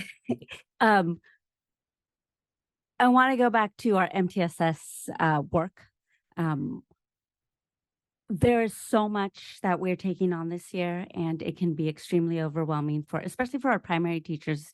They have a new ELG program, a lot of new components for literacy, and a new math program, and they feel like new teachers this year. So coming together as a team and discussing, okay, how are we going to manage everything together? How are we going to collaborate? What are we going to prioritize?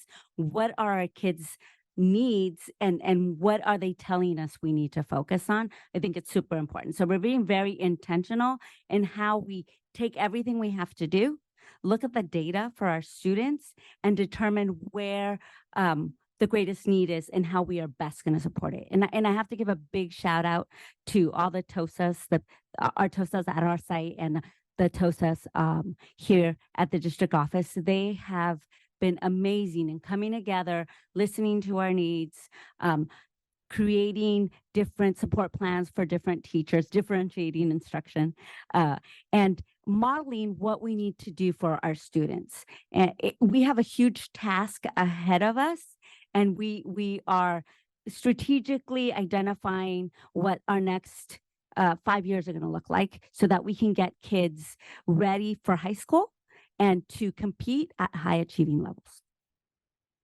Great, thanks for sharing. And again, thank you for the presentation.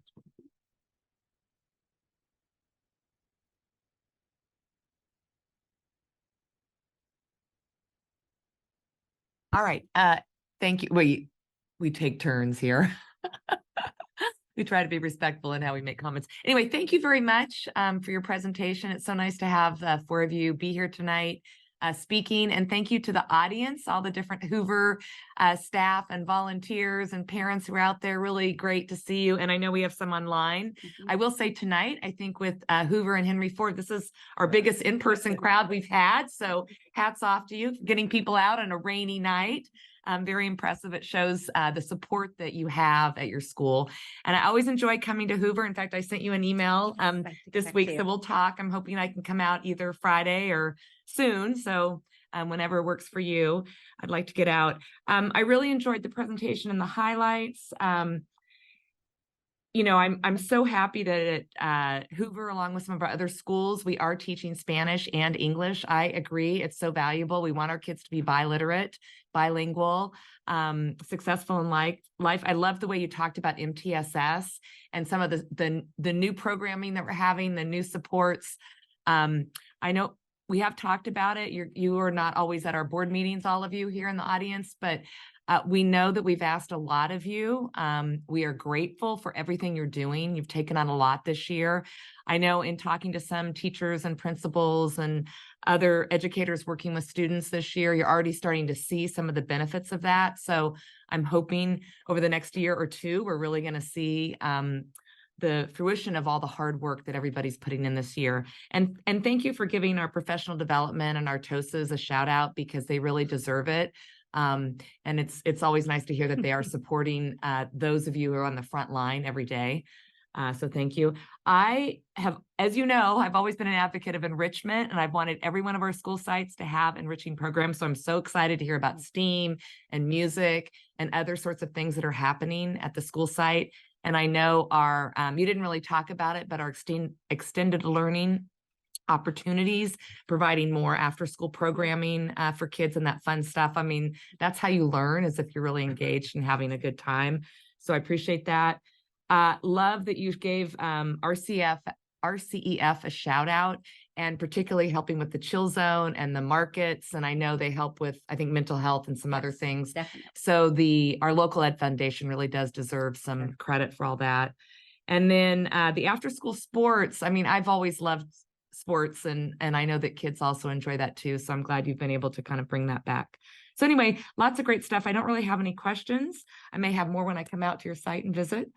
So thank you so much. I do want to add one more partnership we're working on fostering. We have the Forest BGCP high school program next door, and we are working to bring our 8th graders over. We kicked off the year with a visit to the to the clubhouse. And then they are invited to go over on Thursdays early before anybody arrives to get tutoring and also engage in activities, their sound studio, their the recording lab, all the resources that they have, their media centers, the maker space. And then on Fridays, they get to go over and hang out with some of the high schoolers so that when they leave us, this is their home too. You know, I'm so happy to hear that because I've been over to that site quite a few times, and I think the Boys and Girls Club does such a good job. And it's hard for kids to sort of enter a new thing if they haven't had that experience. So thank you for giving them that transition. That's wonderful. And then the one other thing I did want to talk about was just the parent engagement. Thank you for highlighting that. As we know, we need everybody involved, and I'm really happy that you're supporting the parents and family members as well. Thank you so much. The partnership component really comes through loud and clear, and it's amazing to see. The one particular I liked was the partnership with Kenyatta College for adult English. I thought that was really nice to see. Club fair sounds like fun. Was it the Dean of Students, Josh, taking that role in responsibility for MTSS Tier 3 students who are not in special education was very interesting. I think that level of attention on the students who really need it the most is fantastic. And we know that things like home visits are highly efficacious for keeping kids at school. So great. Thanks so much. I'll see if I can make the Winterfest. We'll see. But thank you so much. So this is kind of a happy coincidence that we have Henry Ford and Hoover here at the same time, because most of you know that my boys were at Henry Ford. We were at Ford for 9 years. I actually had a son that went to Hoover as a transition time to another school. So we were also a Husky family for a while. And shout out to Miss Jackie. I know she's in the audience right now, so I wanted to say hi. And actually, my dad went to Hoover also. Oh, wow. Well, So, anyway, fun to have both of you schools here at the same time. I don't have a whole lot more to add. I did have one question, but it was, I know you said it, my brain missed it. The Husky Learning Lab, was that a staff collaboration room or is it for students? It's for staff. So I'm a firm believer, happy teachers, happy kids, happy wife, happy life.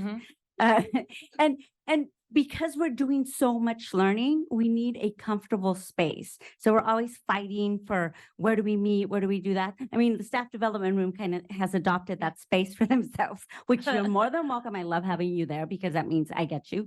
And so it's a space that is comfortable, that is adult, that's created for adults. It has flexible seating, and teachers can go in there during their prep time. They could go, we have our release days. If they're meeting with our BITSA, if they're meeting with their BITSA mentors, they can come in. So this is a space. We went to the Chang Zuckerberg Center at the beginning of the school year, and I just love how professional it feels. And so I thought, how can we bring a little bit of that to Hoover so that our teachers feel professional and important and like they have a space, their own classroom where they're learning. So that was the thought behind that. That's amazing. I love that. Thank you for supporting your staff like that. I just want to say, I'll keep it quick, but the music and STEAM and the clubs and the sports, I'm so happy that you have those electives for the middle school students. We talk about, our mission, you mentioned it earlier, says that we create an environment for a joyful environment for all learners. And I think that, especially when they can pick their own classes and have those fun electives, adds to the joy in their learning environment. So thank you everyone for your presentation tonight. And I know you have a lot of staff online too. So thank you to you guys. Thank you, my lovely staff. I love you. Thank you. And thank you, Mr. I. You're amazing. Thank you. And I won't repeat what everybody said. I do want to say, obviously, thank you to all the teachers that we know that they're online. Thank you for staying up, and obviously supporting your school, your principal. I appreciate your enthusiasm, and student voice is very important, but I also feel parent engagement is very important so that the student voice can actually be supported. And so I do appreciate everything you guys do. And as you guys wrote a quote of, I guess, a parent mentioned they feel very proud and they feel that they belong. And so being a volunteer at Hoover makes them, again, feel proud. And so that's actually very nice. When you make the comment of that one student that told you, she, I believe you said, was able to play a note on the trumpet. Again, that was very nice. As Alyssa said, not everyone gets to have those enrichment classes. So it's nice. And obviously they're middle schoolers trying something new. They might just really like it and continue on in high school. So I do want to say thank you for everything that you guys do. Obviously you guys make Redwood City a great district. So thank you very much. So Lupe and your colleagues, Lupe, I've been meeting with the principals individually. So Lupe, the iReady days and your SMART goals were quite impressive. She shared me what they've been doing, and she created her own, I will not call it a dashboard, but it's a spreadsheet of some sort, but it looks like a dashboard. It's color coded and everything. So thanks so much for bringing that up tonight, because you can share that with your peers if they're interested in looking at that, because it does, as we spoke, we want to see the needle move. That's the expectation is not a whole year's growth, but we want to see growth.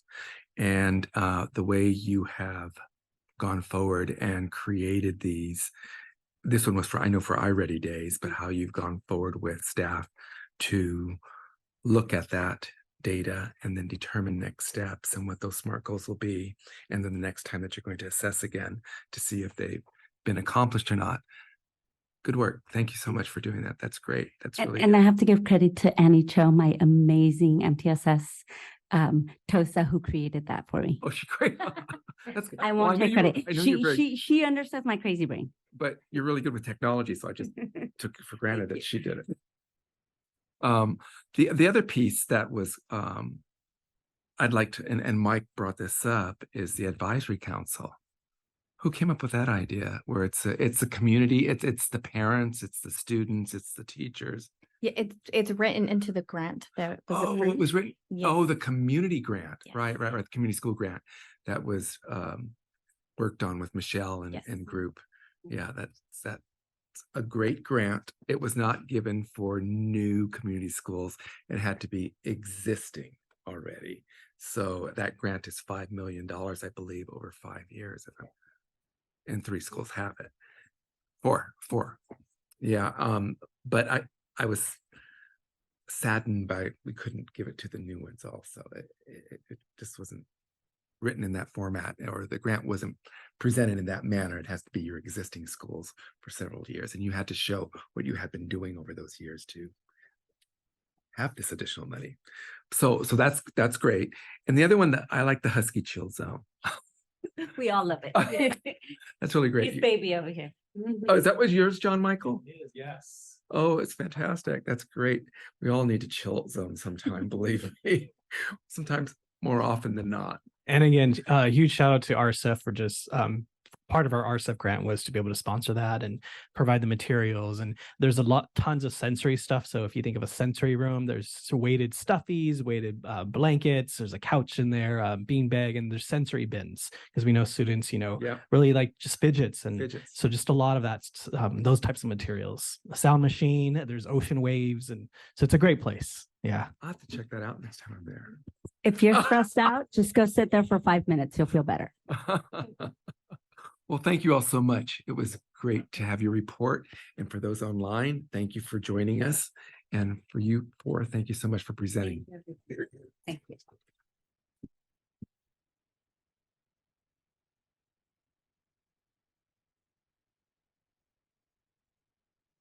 Okay, so next we have Henry 14, Ms. Knopf, and Hema.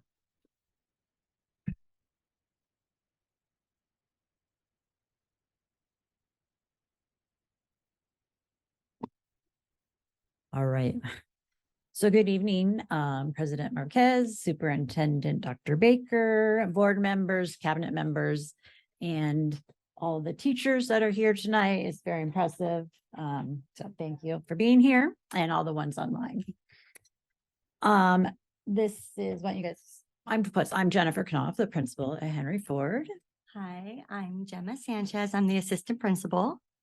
And I'm Marianne. I'm the school counselor at Henry Ford, mental health counselor. And our newcomer teacher was supposed to be here too, but she wasn't able to at the last minute. So just an FYI.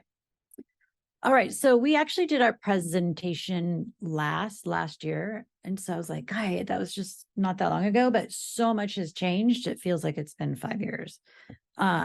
We have 5 new classes this year. A STEAM teacher, a garden teacher, a TK SLC, and a K2 SLC. So we're adjusting to having 3 and 4-year-olds on campus. But it's a lot of fun with their little people, with very fast little people. So it's an adjustment. And as you know, there's a lot of new curriculum. So that's really been our main focus, is learning the curriculum and getting it implemented. The staff worked really hard to get the math program going, and the routines, and they're embracing that move from the I do, we do, you do to you get to do it first. So that's a change.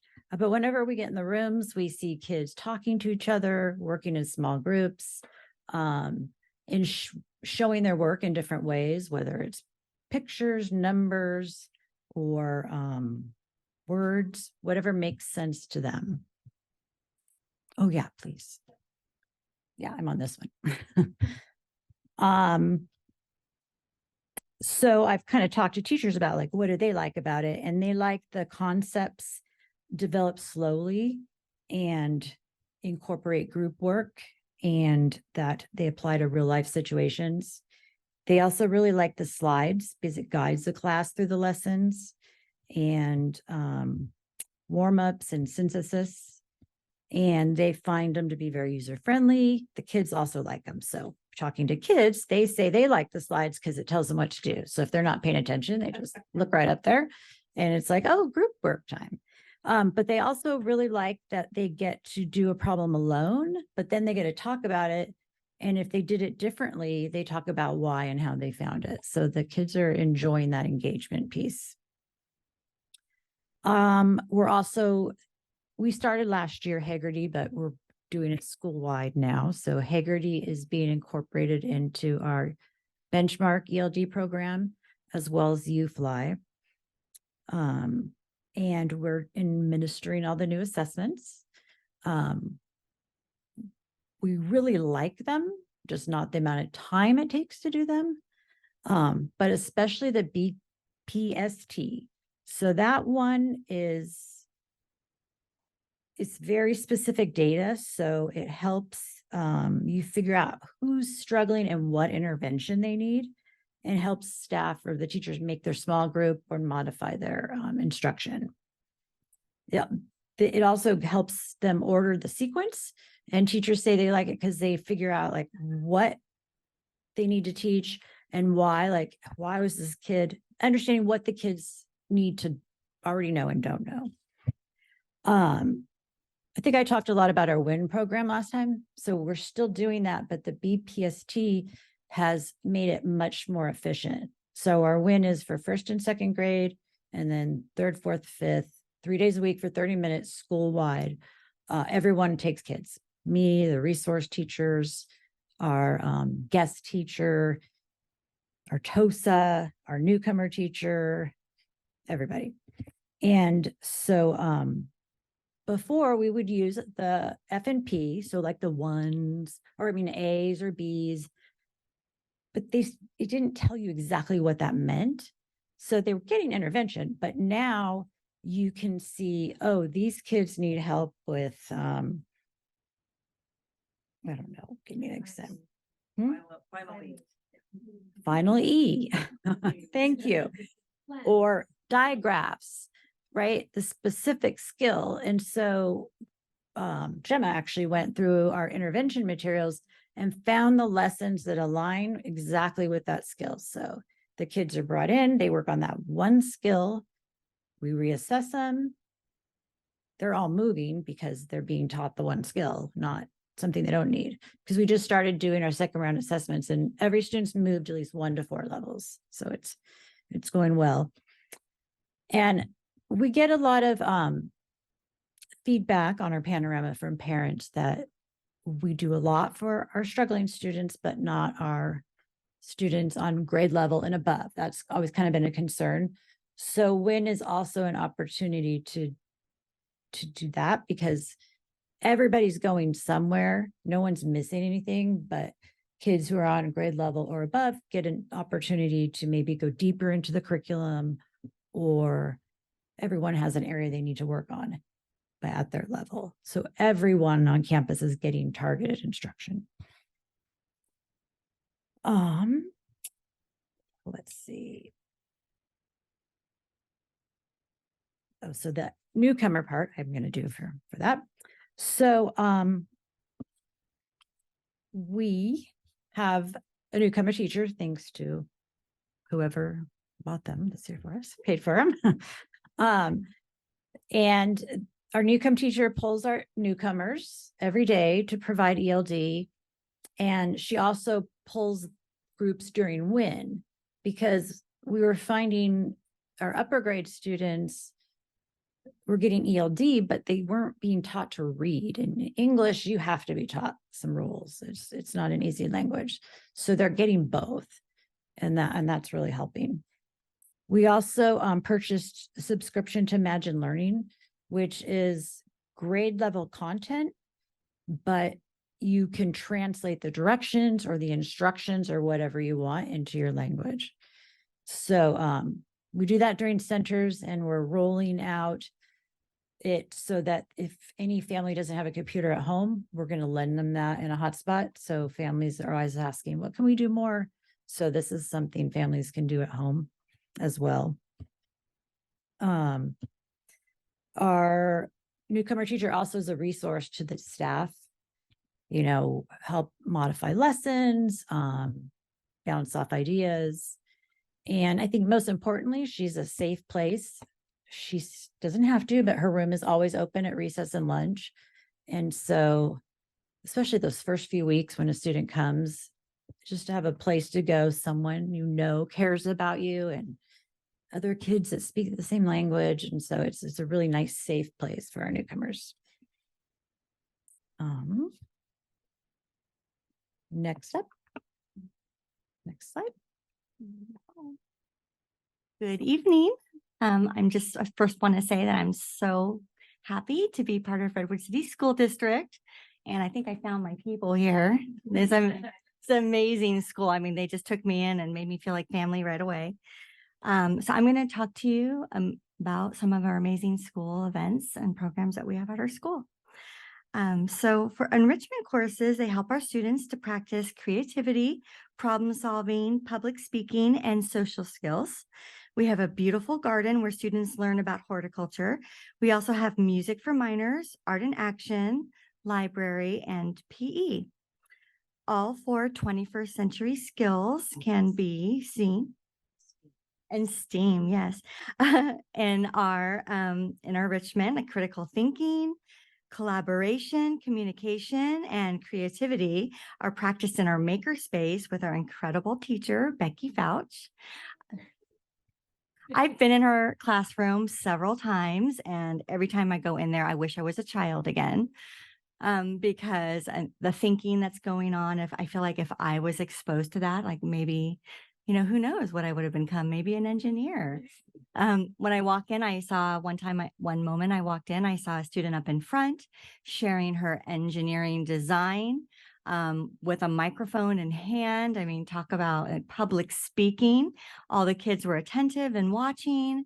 And then Becky paused and allowed the rest of the class to think about that design and think about how they would modify it if they would make changes to it, if that was their design. And she also gives them so many opportunities to differentiate that question. So I just thought that was just amazing. Right. After school at Henry Ford, we offer our families a variety of after-school programs, which, by the way, are free thanks to a grant, an ELOP grant, and or school funds.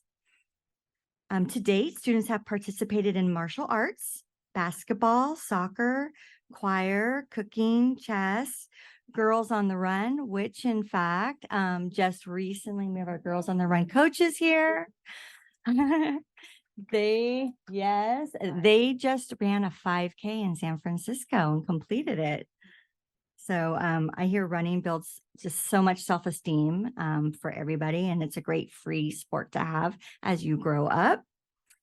Poetry and crochet. And we are working on adding ballet, world culture classes, and ukulele. And maybe more. I'm always looking for some more. PBIS. PBIS is not new to Henry Ford, but with changes in staffing, our PBIS team decided that we needed to start fresh and rebuild PBIS with our current team. The PBIS team presented to the staff the why behind PBIS. Next, the PBIS team reviewed our behavior incident data. Anytime there is a behavior incident, we record who, what, where, and when the incident occurred. Our data indicated that most behaviors are occurring at the lunch tables, and so we decided that this would be our first focus. Our next goal was to create a new matrix that outlined our behavior expectations so that we would have buy-in. At a staff meeting, grade levels collaborated to come up with positively stated rules. We are respectful, we are responsible, and we are safe. A rough draft was sent out to staff to comment and revise and add images to make the rules accessible for all. We have also asked the classified staff and students to ensure that everyone has a voice and buy-in. After we finalize our matrix, we will order large versions to display by our lunch tables. We are excited to share that we are currently working on a kickoff video to show our students. The video will feature our students correctly following the rules, and our naughty teachers and principal here will be doing everything incorrectly just to add a little humor and to make the rules memorable for our students. So lastly, we are streamlining our reward system, and we all agree that we're going to go slow because we want to do it right and we want it to stick and be successful. Okay, so next slide. Can I just say one? Sure, go I ahead. just wanted, because it came up, I think, at a few meetings that a lot of teachers are concerned about as much as they love enrichment, it's cutting into the curriculum. So they're collaborating a lot to make it align, like in gardening, they're doing scientific method journaling, makerspace, even the library, they're reading books about what they're studying. So we're trying to make it not a loss of, so they're still getting the curriculum, the contents in while they're in these classes. It's kind of hard to do with music for minors, but everything else. All right, I'm going to speak briefly about the goal setting conferences.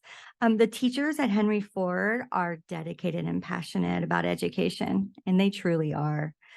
First thing I noticed about them when I met them, no matter how much they are asked to do, they want to do it well and in a way that is most impactful for our students.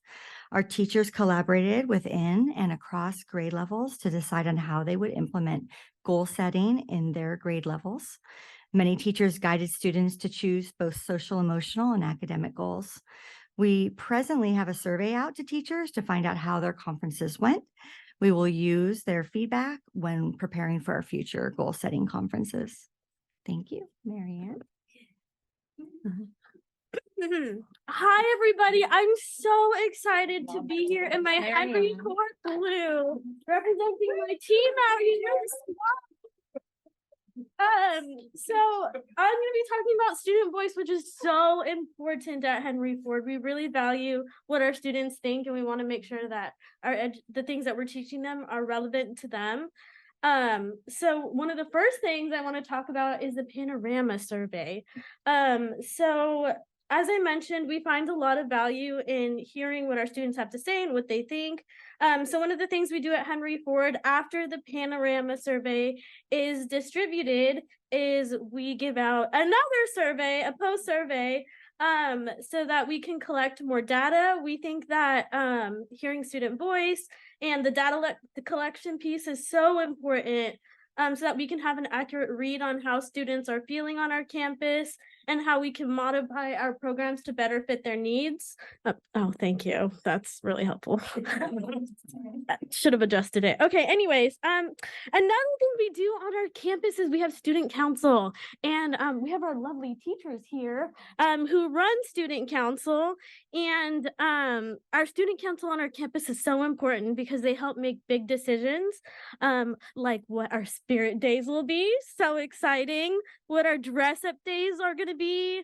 They also help decide what charity projects we get involved with and what fundraisers we do on our campus. In addition to that, we have them doing morning announcements as well. It's really exciting hearing them on the loudspeaker.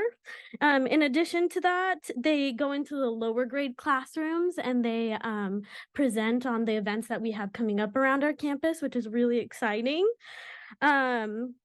And finally, about our student campus or student council, it's really important because they represent the thoughts of the student body and they bring voices and ideas into the mix. And it's really helpful to collaborate with them.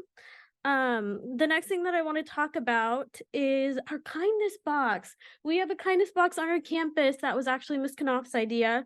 And with our kindness box, students get to write notes about kind things that are done around campus. And it's really cute getting to read every morning on the announcements what it is that they wrote and some of the things and ideas that they have to share. And our kindness box is really important on our campus too, because it reminds students that, it's really important that we treat each other well and things we can do to be kind around campus. So that's been really good. Another thing that we have on our campus is SEL lessons. In our K through TK2 now, we do SEL weekly, and in our 3-5, we do SEL every other week. And we really work to collaborate with teachers to make sure that the lessons are relevant and they meet the needs of the student. In our lessons, we try to teach confidence to students and making sure that they feel valued and respected for who they are and that they can express themselves around campus. We also teach them how to deal with adversity. As I mentioned earlier, our lessons are created and selected based on trends we are seeing in each grade level and in collaboration with the teachers. So we try to email our lessons ahead of time and try to get feedback from them on what they think could be tweaked. And we also like to ask students what they would like to learn about and what subjects are important to them. So that's another key component for student voice. Finally, one of the other things I wanted to talk about is our mental health campaigns. We actually have one running right now on kindness. And it's a time where we can focus on different characteristics that we want students to value. We do lunch activities, dress up days, recess activities, and it's a good time to focus on different messages and mental health messages. Oh, and then there's one more thing. We also have lunch clubs on our campus, which is really exciting. We have a de-stress club where students can come and relax and take 20 minutes of lunch after they eat to just be able to be students and kids. We have a mindful art club where kids can come participate and do some art activities. We have a lunch bunch where kids can come socialize. So we have so many wonderful things happening around campus tied into student voice. So I'm excited that I got to share some of them.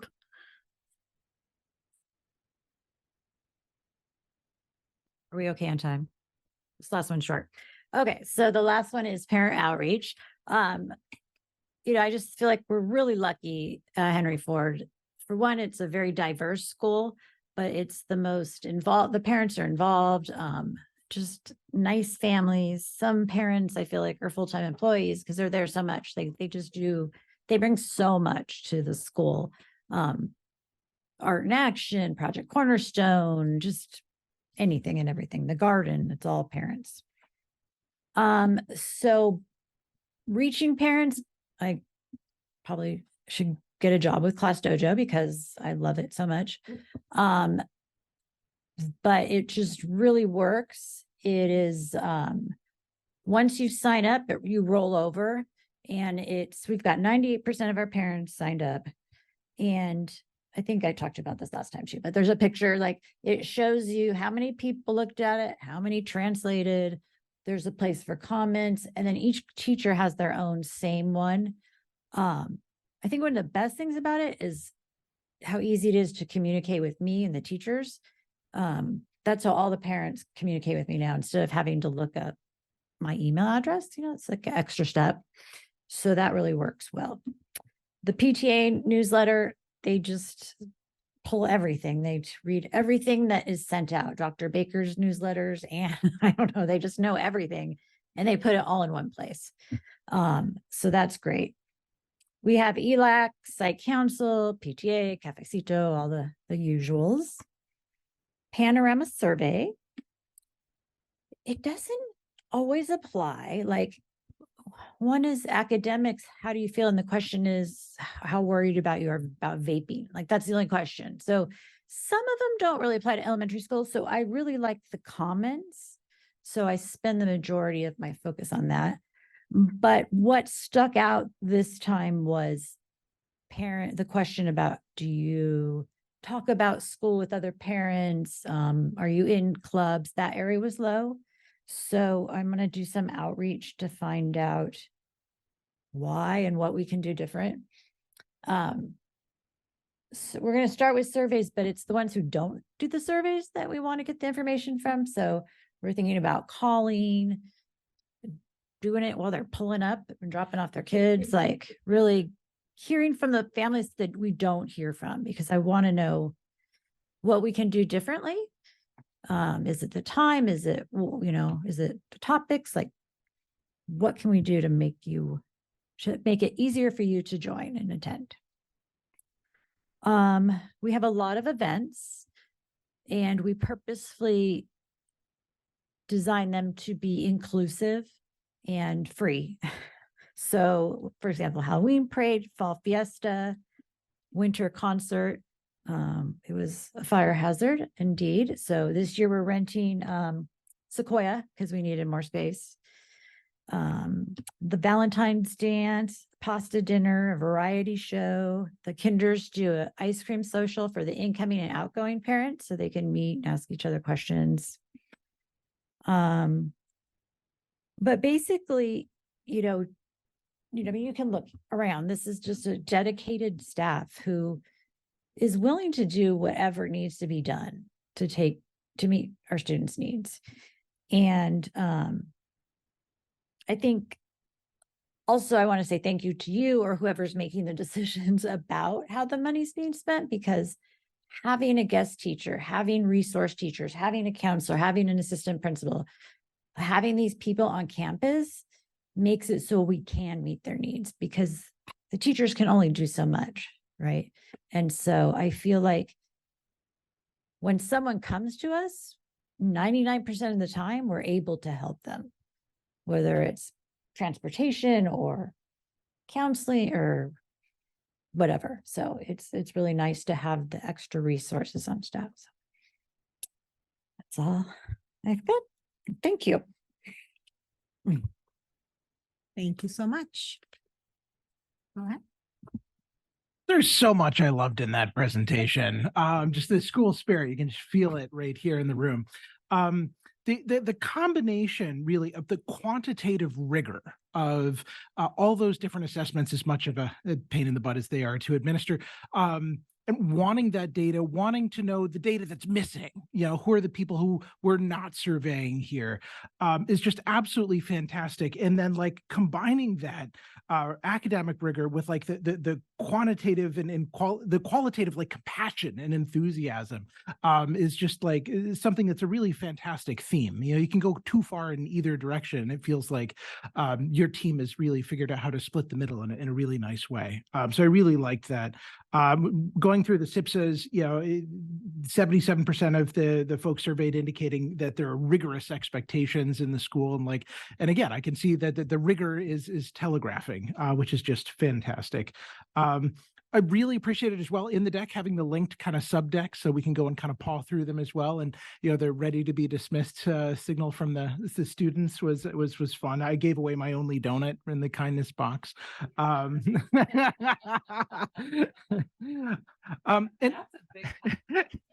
even though you're not supposed to give away food, right? Allergies. Yeah.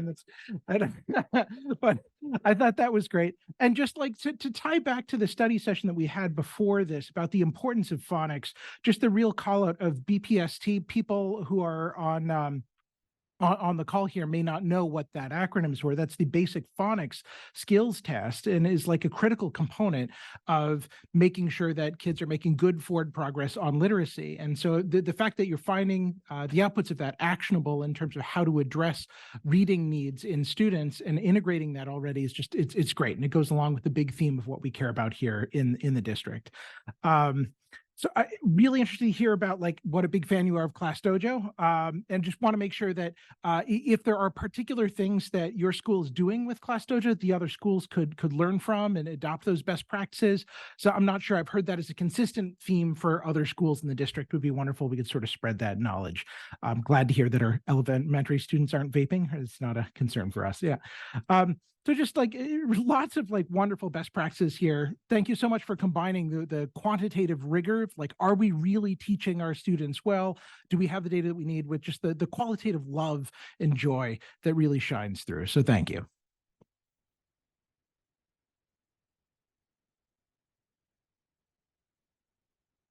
Okay, great.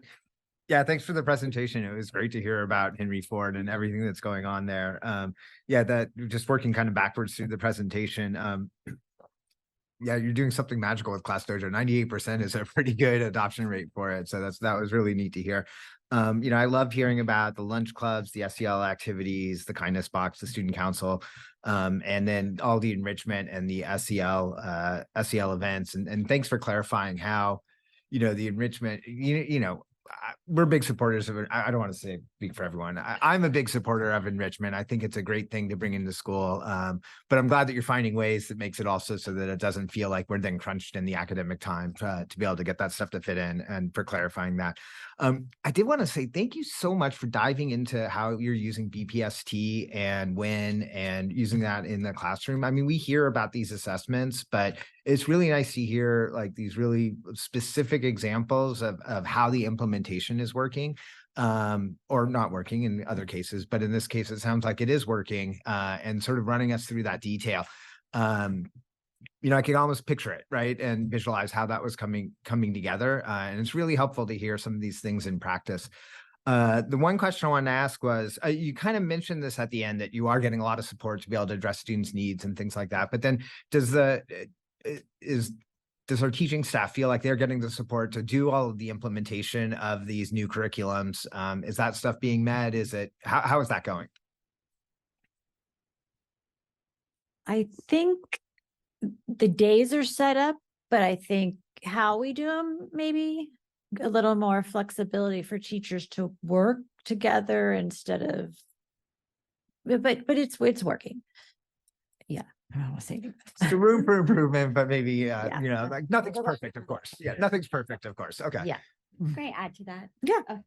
We're helping each other too. So we have a strong team here, as you can see. And if we're available, then we go around and we support teachers, and we help them with their assessments if they want that help.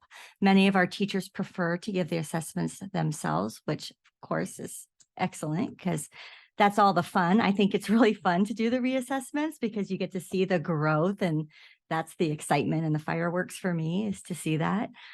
So yeah, we are a team, and anyone who needs help, we come to their aid and help them.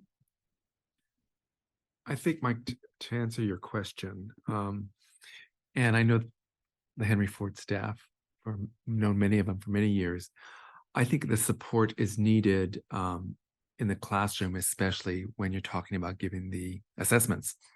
There's only so much time during the day. And before, at one time, we used to have a sub come into the classroom and the teacher could give the assessment, correct? Yes. And that's when we did have a lot of subs, and it was a lot easier at that point in time.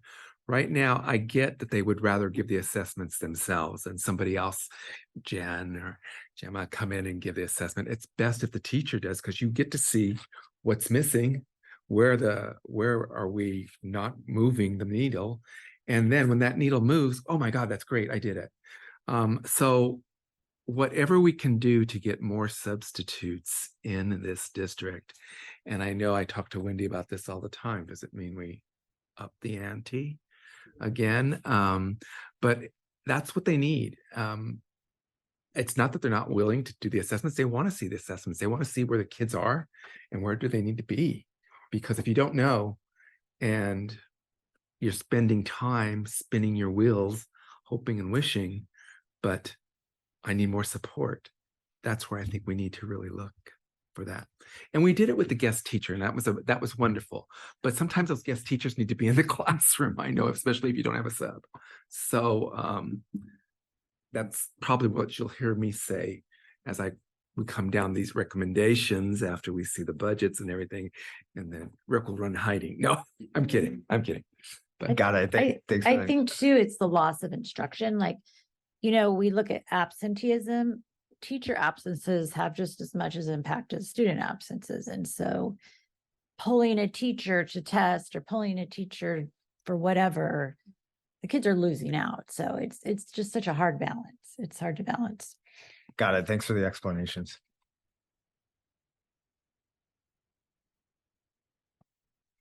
Thank you so much. Thank you to the staff for being here. Where was I going to start? I don't even know. I love Henry Ford. And you are such a dedicated staff. You are the one school that everybody shows up for the board reports, and you're always in your Henry Ford shirts. And it's just because that's the culture, that's the family of Henry Ford. So I appreciate that, and I know everybody's tired and wants to go home. I thank you for your presentation. I love just where Henry Ford is at now from, you know, the earlier days that I knew Henry Ford. There's so much being offered that I'm really excited about. And on one of those slides, I think it was the kindness box picture, there's a the board above it, the glass case. Is that the one right when you walk into this? There's no blue sweatshirt there anymore. Wow. It's like, it's so exciting. I love it. I think Marianne can give a presentation on anything and we would all get super excited. So Marianne, I think you have a gift and it's amazing. I did want to say with the panorama, we know there are some questions that aren't relevant. So with panorama, we can pick this subject, the groupings. So for example, like school safety or parent involvement, but you can't pick the questions within that. You just have to go with their cache of questions. So we've over the years tried, well, let's do a different category. Let's do this. There was a time we were doing like 7 or 8 categories and it was a very long panorama survey. So yeah, there's going to be questions in there that aren't relevant. We know that. And unfortunately, there's nothing we can do about it. So. All right. Thank you so much for the presentation. I really appreciated it. And thank you to all the teachers and staff who are here tonight. Henry Ford is a very fortunate school, I think, particularly as Janet said, but all of my colleagues here, the experience, the longevity, the dedication, showing up for the kids. And it really comes through when I'm visiting the site as well as in your presentation. And what we hear about Henry Ford is just, you're doing whatever it takes for the students, right? And you have the support of the parents and the families, which, you know, thanks for highlighting that. I do know some of the parents there, they are full-time volunteers, right? That's what they're doing for their job right now. They're dedicating it to Henry Ford.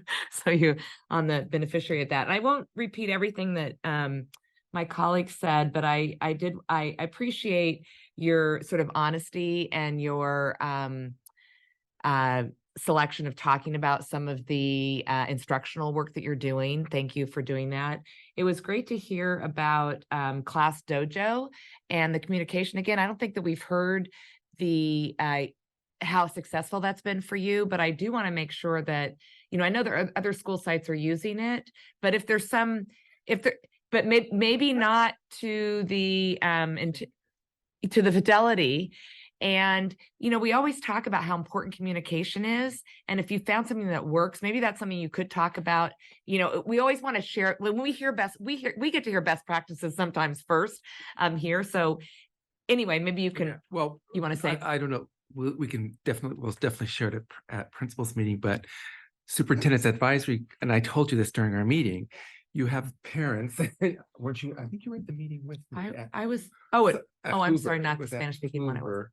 And no, Yes. Hoover Taft. And your parents from Henry Ford are not only dedicated to come to these meetings, but they're very vocal. They're vocal. And class dojo, we were talking, because remember another parent said, we didn't hear anything about that. And your parent said, Miss Knopf, Class Dojo, it's all there. It's all there. We get it all the time. And they went on, and the other parents going, what are they talking about? Yeah. Do you remember that? It was a lady, I forget her name, obviously, because she's like. Nudia, that's Yeah. it. That's Nudia. Yeah. So, and as we spoke, it was amazing. And those parents, the other parents are really interested. Okay, what is that? And she goes, well, Miss Knopf, she's on that, and she gets it. The teachers have theirs, and they're on it, and they're 98%. I didn't know about the 98%. And it's because a teacher could email them in English, and then they just hit translate to Spanish, and then they write back in Spanish, and the teachers, or whatever, yeah. And we have 14 languages, so. All right. Well, I think Henry Ford needs to give a training to some of our other school sites, because in all Class seriousness, Dojo class. we hear so much from parents who, you know, it's like, well, I didn't know. And, you know, we've tried to give it in different ways. So if you found something successful, then we should definitely run with it. And I'm sure that Jorge, our communications director, would love to hear this, and it'll give him some assistance in talking to others. And thanks for highlighting the climate survey. We've heard from a few other schools as well. So, you know, we haven't really looked at that bank of questions in a while. Maybe we, you know, we try to have consistency, so then you can sort of look from year to year. But if some of them are not working, then maybe we need to have a little committee and kind of look at that. So thank you for highlighting that, and I'm really glad to hear that you use that data, and that you're recognizing that when you have parents or students or staff who are not filling it out, that you're trying to get that information elsewhere, because I do think it tells us a lot beyond your academic assessments, right? It talks a lot about the other things that are important. Love the kindness box. I mean, that just, I feel like we all need to be kinder to each other. And there's a lot of reasons for that. So thank you for highlighting that. And then again, the enrichment is just great. And I did want to say, you know, I really appreciate you talking about the newcomer teacher and how there's a place for our newcomers to go and feel safe and welcomed and included. So that's really wonderful. Anyway, I could go on and on, but I think I've highlighted enough. All right. Thank you. Can I go again? No, just two things. On the communication, the Class Dojo part, I will say when we brought you on, Jennifer, when Dr. Baker brought you on, that was a big thing. We said communication needs to happen. It's it was something that Henry Ford really needed. And you've done a great job with that, with using Class Dojo too. And then with the full-time volunteer parents, I know them. That's where Becky and I both started. So now, you know, you have a board member and you have a teacher. So Henry Ford is raising up the next educators, I think.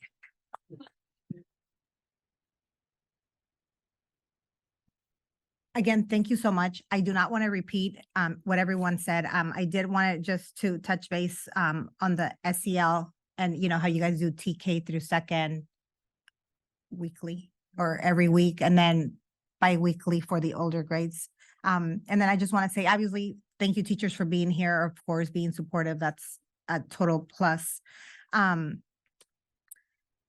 The only question that I do have, when Marianne, you mentioned that you surveyed even students, and one of the things is, what do they want to learn? I'm just curious, what are you guys doing with some of the things they say they want to learn? Because obviously maybe if it's not part of the curriculum, how do you fit that in so that they can actually have a voice or actually could feel that they're being heard? At Henry Ford, we actually make our own curriculum. So a lot of the lessons that we use, we make on our own. We find the videos, we find the books. So it's all created by us counselors. So that's how we are able to be creative with the lessons that we teach, and we're able to tie in what the students need. And this is just when they're with you? So the lessons that you're saying that you put together? When she pushes into the classroom, right? Yeah, I mean, there's a district curriculum. What's it called again? Changing perspectives. So that's the guide, but she supplements it and changes it accordingly. And today at recess and lunch, she was out all day doing activities with kids who wanted to participate. Great, thank you. And I don't have any more questions. I do have a comment, talk about Class Dojo. When my kid, I forget if it was my middle child or my youngest child, they went to Adelante and they use Class Dojo. And to be honest with you, the only way I would see it, first of all, as a parent, you never get trained, right? They just said, download the application. I don't know what it was. And so the only way that I remember them sharing was like pictures, but not communication. So again, we may have some schools that may be using it. They might be using it a lot more. I mean, it's been quite a few years now, but I just wanted to make a comment, and maybe it is true. Not necessarily that every principal or every school site wants to use it, but if it's something that is actually really helpful and you guys are actually seeing lots of participation, I think, again, I'm a big communications person. We need to, do something. So again, thank you so much for everything that you guys do. There is a little work on the front end because not everyone knows how to do it. So like May's Day, we have a station set up. And anytime we have a new parent, our secretary or office managers will walk them through it. Because it is new for some people. Yeah, that's awesome. Yeah, thank you. Well, your parents definitely use it. I mean, at least the ones that came to, the Spanish portion of the Superintendent's Advisory Council. So good job. Great job on that. As far as staff, my gosh, I think this is the most we've had for staff members come so far, right? Congratulations to Henry Ford. It always does that. Very good. And what was that? Class Dojo? You guys did great. Yeah, we'll do it. We'll all do a photo. Come on. Maybe we stand. We'll get it. Yeah, let's go.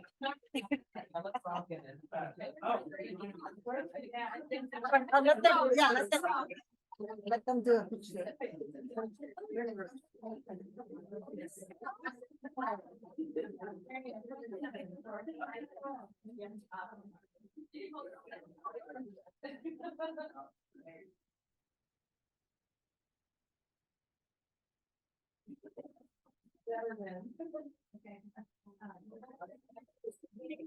Thanks so much.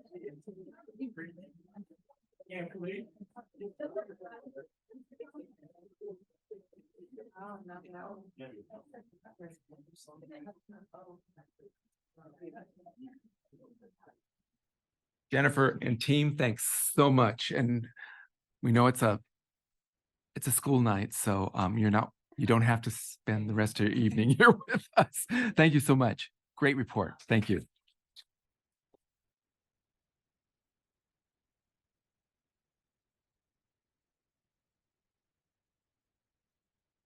I think Elisa's visiting tomorrow. Is tomorrow? Yeah, that's what I thought you were. You want me to?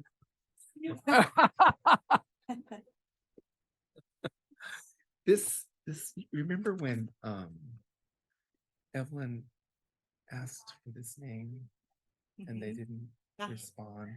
Well, they're back online now. Do you want to take the comment? I think it was during dyslexia.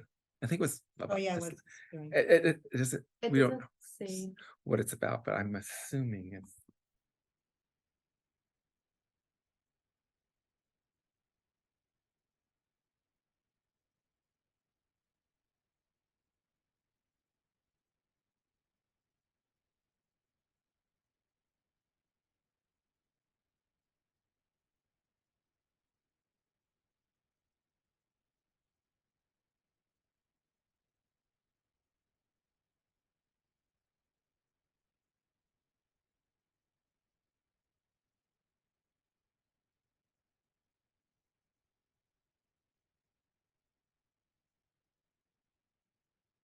So would participant name Dion Delantoni, we noticed that you had submitted a speaker's card and we're wondering if you will still like to speak. You do have 3 minutes.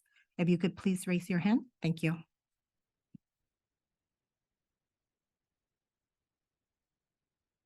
Oh, yeah. Oh, did she just leave? So she doesn't want to talk. Oh. Unless she accidentally hit the wrong button, which you can also do sometimes. Okay.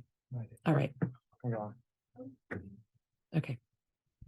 Great. So moving on to item 12 for discussion, 12.1 being first reading and discussion of board policy and administrative regulation 6173, education for homeless children.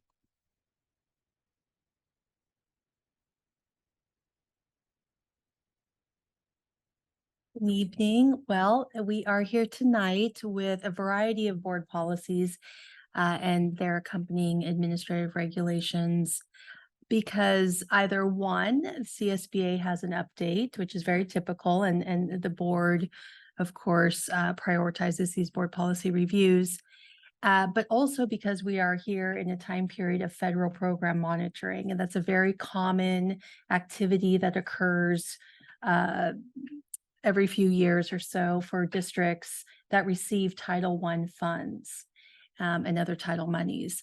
And so we are currently in the process of having our review coming up very soon. And in order to prepare for that, there is quite a lot of work that needs to be done from a variety of people. There are identified schools that will be reviewed with more scrutiny than the entire district. But as an entire district, we look for our policies, procedures, and the assurances that we are incorporating the guidelines within the Title I structures in order to fulfill the needs, one of the funding, but two of the programs. And so we are in this moment right now. And so the following board policies that you see tonight were all recommended for update from the Federal Programming Monitoring Group that gives guidance to our Director of Multilingual Learners, Catherine Rivera, who's, bless her heart, spearheading this endeavor for the district, along with consultation from other directors and so forth. So for the ones that you see here tonight, of course, starting with the education for homeless children, we have Assistant Superintendent of Ed Services, Ana Herrera, who was involved with many of these this evening. And of course, Catherine Rivera, our Director of Student Services, Antonio Perez. And then myself as the facilitator on the board policy committee, but certainly can help assist with the board with any discussion. Now, these were sent to you last week, and I really appreciate all the input, questions, inquiries that were produced and the time that you took to review them because they are quite lengthy. I know it is uncommon for on some policies, such detail to be put into the board policy, but that was a requirement under federal program monitoring. So what I'm expecting actually as we progress on over the next year or so is that CSBA will catch up and then this will be reduced back down to something that we typically see. So I think we're in a different situation this time around where the ed code and so forth hasn't caught up yet through CSBA, but yet the federal government is requiring certain things. So that's why it was quite lengthy. So I appreciate the time and energy that you put in. There were responses that were emailed out for all of the input that was questioned and so forth as we went along. But tonight over the next various 6 board policies, please, it's a great opportunity for discussion. Catherine Rivera is a panelist with us tonight, of course, Ana Herrera, and we are here to answer any questions that you might have. And also as we progress along, I want to point out the board memo is usually quite detailed about the different laws and things that are changed or associated. Some of the board policies don't have that detail, and that is directly because these are policies that come straight from federal program monitoring. They don't provide it, but certainly it's embedded within it. So we don't get the bird's eye view and the board memo, and that's a little bit later on. So Anyway, the first reading at 12.1 is regarding education for homeless students to incorporate, the new laws of AB 408, but other ways to assist with students that are experiencing homelessness to get the supports that they need. I do want to point out, just as a logistical point, that you'll see throughout the policy that sometimes the phrase homeless student or student experiencing homelessness, there's various phrases that are used to define these groups of students. And once again, some of Ed Code hasn't caught up with other parts of Ed Code.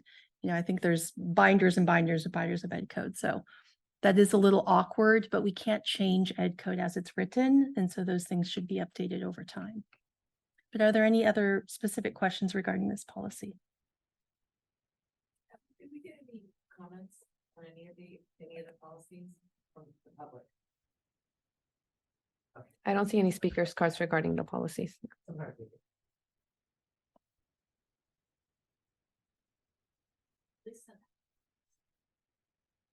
No, my only question was about the language, about Yeah, being able to we- use person first Oh, language or not. Yeah. The same Can we thing. change the title though, or is that also part of Ed Code of the policy? No, can't change it. Okay. Well, Yeah. Especially with federal monitoring. Okay. Yeah. Makes sense. That is kind of more. It's It's not the language that we use anymore. but- it's almost like we want like one color, like blue line changes for like literally it has to be this word by word, and it's not really something that we can discuss or debate or reword because it is what it is. And then maybe red line for things that are advisory in nature for like, hey, maybe CSBA suggested something or a board member suggested something, or this came out of policy committee that maybe we could do this. And like, it is up for discussion just to help focus us. Cause I think for things that are like pro forma, we kind of got to approve them. It's not really an option to say like, no, we're not going to be compliant with federal policies. Right. But for other things, we do have some degree of autonomy in setting our policies as a district. Right. And so knowing where that autonomy lies and the kind of choices that we get to make would be helpful for me, and it would probably be helpful for the members of the general public as well to have that clean discernment.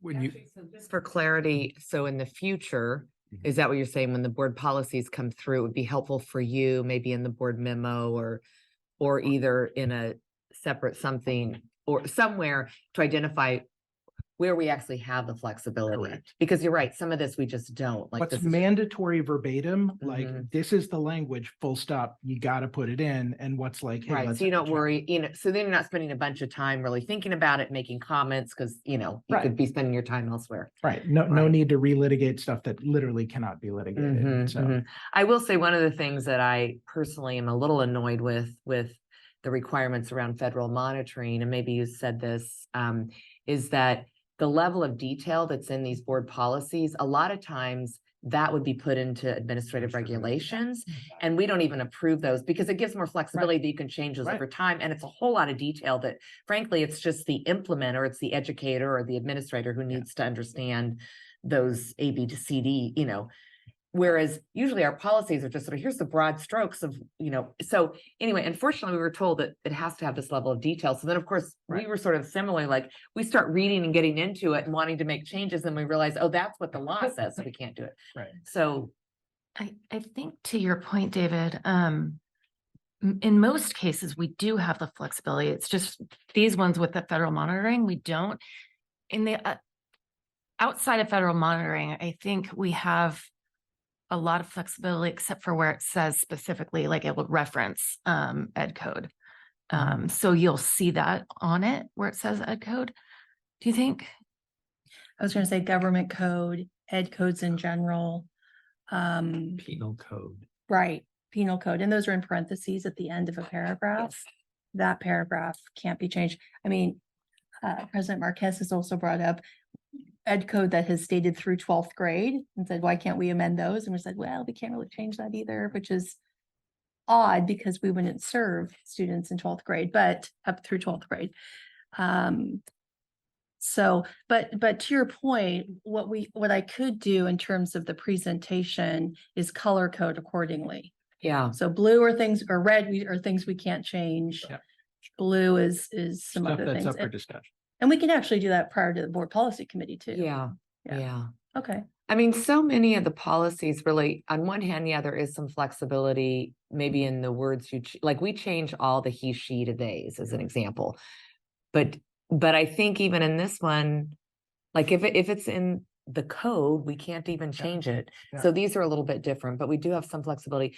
But I will say typically our district, because back in, I think it's when Shelley, you and John and we went through every single, because we hadn't gone through board policies in like 30 years, or I don't know, it was that long, but some of them were 30 years. Some of them were like 10 to 30 years. So we went through every single policy. We spent months on it, the three of us. I remember, and this was before we did virtual meetings. We sat in a conference room and did it. And we wound up making some changes to CSBA policy templates. Oh. And then what we found is over the years, when the templates come through and you're then comparing them, it actually became it actually added extra work than we'd want to do. Again, it kind of goes back to what was the ROI and what we were doing. So we have typically tried to stay with the CSBA policy, because those get up the template, stay with the template where we can, unless we really feel strongly like the as an example, the he, she going to they, anything that's really inclusive or that sort of thing. So, and ideally, it's two-way as well, where if we note things where it's like, we don't love how CSBA has framed it, that we've got to channel back to CSBA Yes, to provide that feedback. And we have done that. Yeah. Right. Yeah. I mean, because one of the things about CSBA's templates is it is meant, instead of 1,000 school districts in California having to do them themselves, and almost all school districts use the CSBA templates because they have a legal team and a policy team that's taking the new laws, taking the updated laws, and they're putting them into policy to make them easier. I think the problem is with these last ones, it didn't necessarily make it, it provided so much detail that anyway. Yeah. It's not necessarily making these ones easier, but it's going to give us the guidance. Everybody's going to have the exact detailed guidance of what we ought to be doing. Okay. Thank you. Although I do want to just make a comment, and more as a classified employee, because I know they have someone doing this. This is my suggestion. Rather than having the person that is going to be doing this, changing color coding, and I'm just going to call it wasting her or his time, why don't we maybe, whether in the rationale, or if we could just all remember that ed code and penal code and stuff like that just doesn't change. I would rather see that person do something else around the office than to do tedious work for us board members, when if we could just remember. Again, I don't know, it's just my comment, because I would be doing that work. If So you know how much. So I know what it is. So I just want to be conscientious of their time. But again, obviously as a board, whatever you guys decide is just my personal opinion. It's fair, but I think that we do need to know what areas are fruitful for discussion. And if that could be called out even in the board memo note, that would be helpful. I'm still very new at this, but I still, when I'm seeing a lot of these first readings and the like, there's a nice, well put together board memo, but I don't get a sense for like, and where is there an opening for substantive discourse about what is here? I don't get that sense. I see the ed codes cited. That doesn't tell me, like, well, I suppose that I'm to read that as like, this is not a thing that really can be discussed. But then where should we discuss policy? And that should be a thing that a board does, is to discuss policy, and like, what kind of policies do we want to have as a district?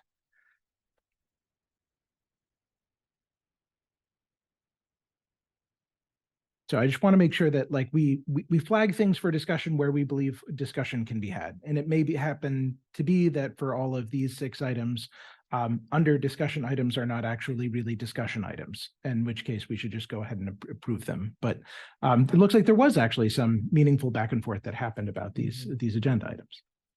I mean, I will say with board policy, we're required to do a first reading, and a second reading, and then approve, and then sometimes you can combine them. So it's a requirement. And I think ultimately it's supposed to make it easier for us in the public and everybody, the educators, to go to the policy and understand what we need to do in order to stay true to the law or the regulations. I think in some cases, it's not necessarily making it easier. Well, except for I think for some of these, it is going to make the practitioners, it's going to be easier for them. I think for us, it's a whole level of detail that maybe, the whole public doesn't need, or somebody's interested in the policy, because typically they would just go to the policy, and then if they want that level of detail, they go to the ARs. These have been just kind of mushed together. But anyway, these are probably not the best examples, because we have so many policies that are just that's where the opportunity is. What is the direction we're giving, right? Yeah. Okay, well, why don't we talk about it as a board policy committee, and also taking in the input what you said about staff. And well, it's good to have everybody engaged in policy. Well, thank you. So with that, we could move on to 12.2. Again, first reading and discussion of board policy and administrative regulations, 6173.1, education for foster youth. Once again, this is a board policy that's up for discussion tonight regarding the federal program monitoring updates, certainly, and what's noted in the board memo. Any questions about this one, or any discussion to be had? No question. I mean, I did have a question, and the question was answered, and it was, are all the activities listed in the policy happening already? And yes, they are. They're already happening. And so all parents from Title I schools were invited to the October 24th meeting that was held at Hoover with Catherine and Anna. And Title I schools host sites meeting, which can be combined with back to school nights, and it's not required, but it's an option. So again, thank you guys for the response. It sounds like several board members noted that it seemed unusual to cite a specific district employee, but that was required. So, yep. I think we're mixing policies here. Just the specific the specific position in the policy was for 12.1. Are we talking about 12.2 now? We're talking about 12.2 now. And then parent involvement was the one with the questions, which is the next one, 12.3. But it's good. These were all the comments that were coming in across the different policies, but the activities around, the annual meeting and SSCs and all that is for 12.3. Yes. Yeah. Okay. Thanks. Sorry. Yeah. Well, in this one, they did a better job of what should be in the policy and what should be in the administrative regs, right? That's why the inconsistency is right.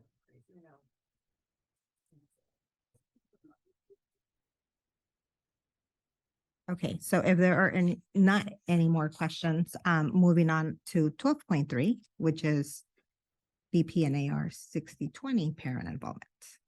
So this particular policy probably had the most discussion, or I should say, excuse me, the most inquiries and responses over the course of the week. Please know that for many years, there has been a parent involvement policy. We use the word policy, guidelines, what have you.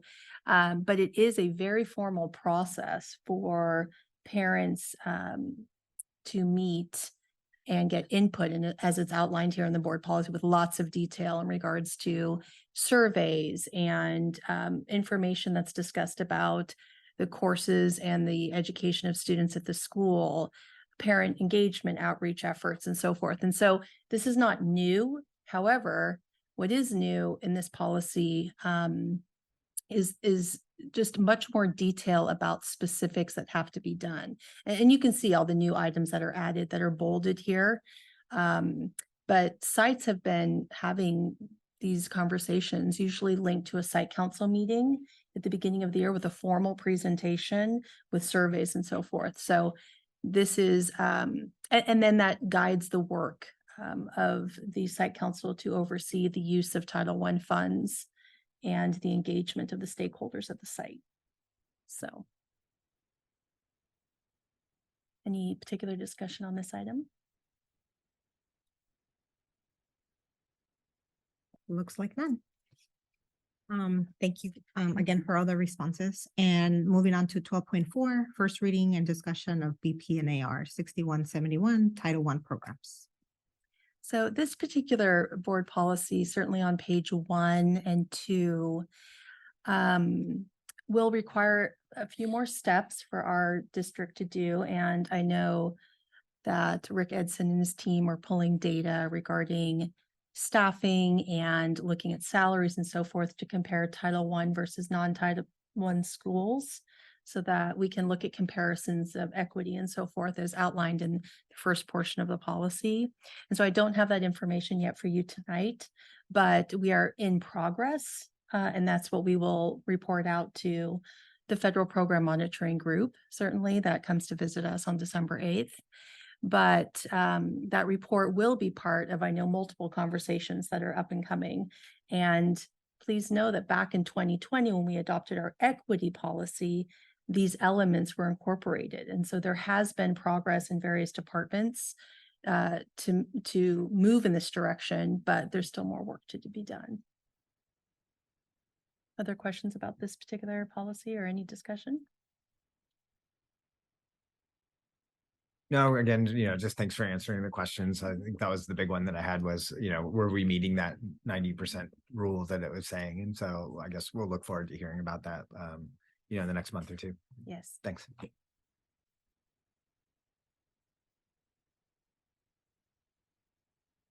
So with that, 12.5, first reading of BP 6163.4, student use of technology. So the primary change in this board policy, which will also lead to other documents that will be sent out to parents and so forth, is an update in student privacy and how our district is managing student privacy within the organization. And so that was the major shift within this board policy and ARs.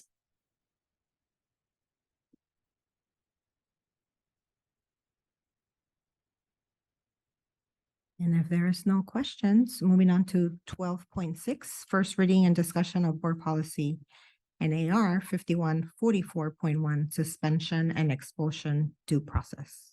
And this particular policy really looks at, with the updates that have occurred recently in Ed Code regarding which activities can or cannot be suspended for. We talked about willful defiance recently. So those elements were included in the pathways in which suspension occurs in our district. That was the primary focus in this one. Yeah, I'll just say that this one made me the most uncomfortable to read. I realize that we have to have a policy around suspension and that there are going to be some very, very extreme cases where that may be the action of last resort that we're able to turn to. But, it's just, I hope that we continue to, treat it as the action of very last resort. And that isn't actually captured in the policy that says anything about like sort of what is the governing board's belief about suspension or something like that, which I don't know if we could even put that in. I kind of had thought that maybe this was also one that had that same rigor expectation in it as well. But that was sort of the only thing that I felt was kind of missing about it is what's the, is there, that's what made me uncomfortable was it sort of felt like, hey, suspensions, this is just how they're done. And not hey, this is really for last resort, only for extreme cases. That's a good point. I don't know that we talked about. And again, I don't want to say that's Yeah, that is enabling it to be that way. I just felt like no, but I think we've made a lot of strides. Certainly when I joined the board, we were doing a lot more suspensions. We were even doing expulsions. And there were several of us like, this is just not okay, right? And so you look today, we don't have that many suspensions, and most of them are in-house or in classroom, or maybe the student moves from one classroom to another. For our more extreme cases, we've had our opportunity school, but have we had that open recently? It's open, and the students move in for a period of time and they move back. But a recognition that it's a short, anyway, so I don't know if there's a place for us to talk about our philosophy there, or I'd have to remind myself. I believe that's more suited in a different policy. Okay, because this is just the and student process. conduct. This is nuts and bolts about due process and rights of a student and Right. family as we Okay. progress along. And so. You're right. It's more about the do. Right. Yes, and so there, but there are other areas in board policy, and we can bring those actually back. I can take a look at. Right. Because you're right. any Our updates on philosophy that. very much is, Yeah. we try very hard not, And meeting with the principals, they're doing a lot of restorative justice. Right, right. Absolutely. Yeah. Yeah. Thank you for sharing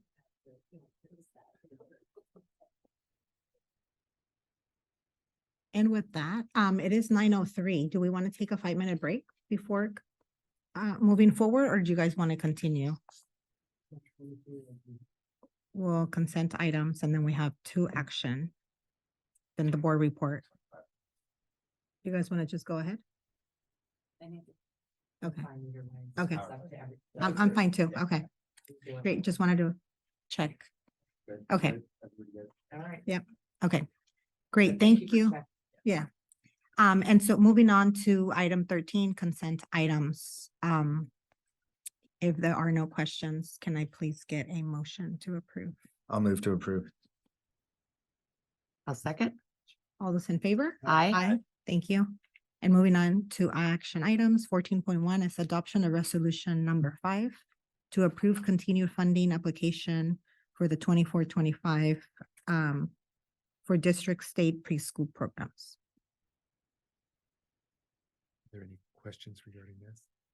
This is something that is done every year for their funding. Yeah, this is a regular one. Can you just clarify everyone's, regardless of need, is qualifies for the half-day preschool? Is that what that says? Or is the half-day preschool need-based as well? It's need-based. Need-based as well. Okay, got it. Cool. It's great to offer preschool. Okay, and with that, does somebody want to make a motion to approve? I'll move to approve. All those in favor? Aye. Aye, thank you. 14.2, adoption of annual organizational meeting date set for December 6, 2023 at 7 p.m.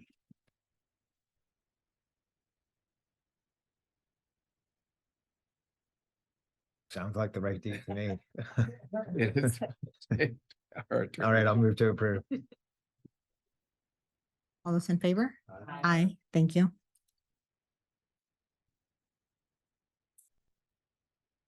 Okay, so now on to board and superintendent's report.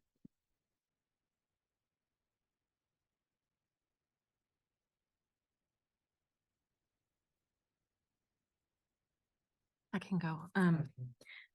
Just 2 things. We had the RCTA Climate Committee meeting was our first one of the year. So that was nice meeting new faces this time.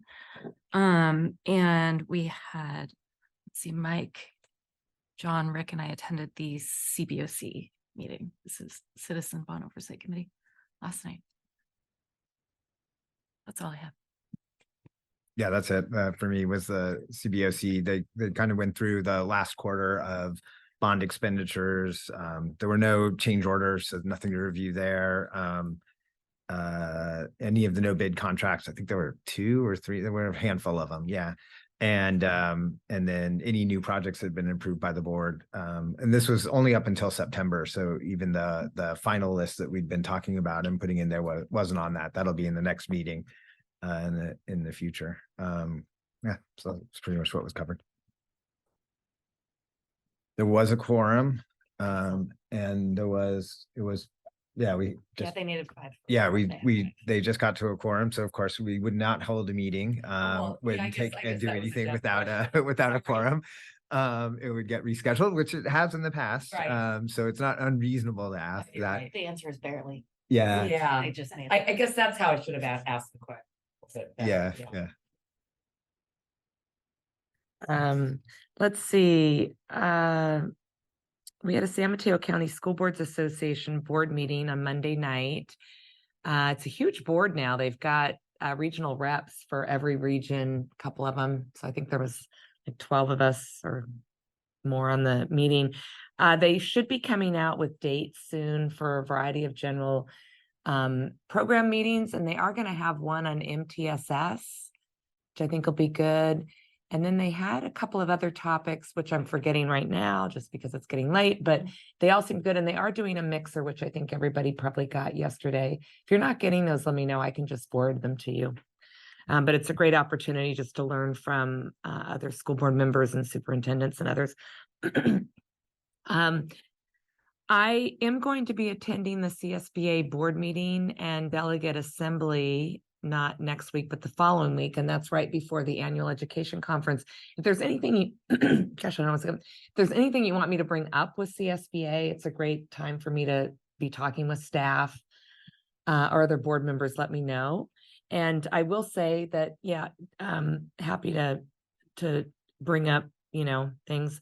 And then, and again, because of the Brown Act, they shouldn't be specific things to our district, more like general, like I'm concerned about mental health as an example, just more high level issues that they might care about. So again, just to be clear.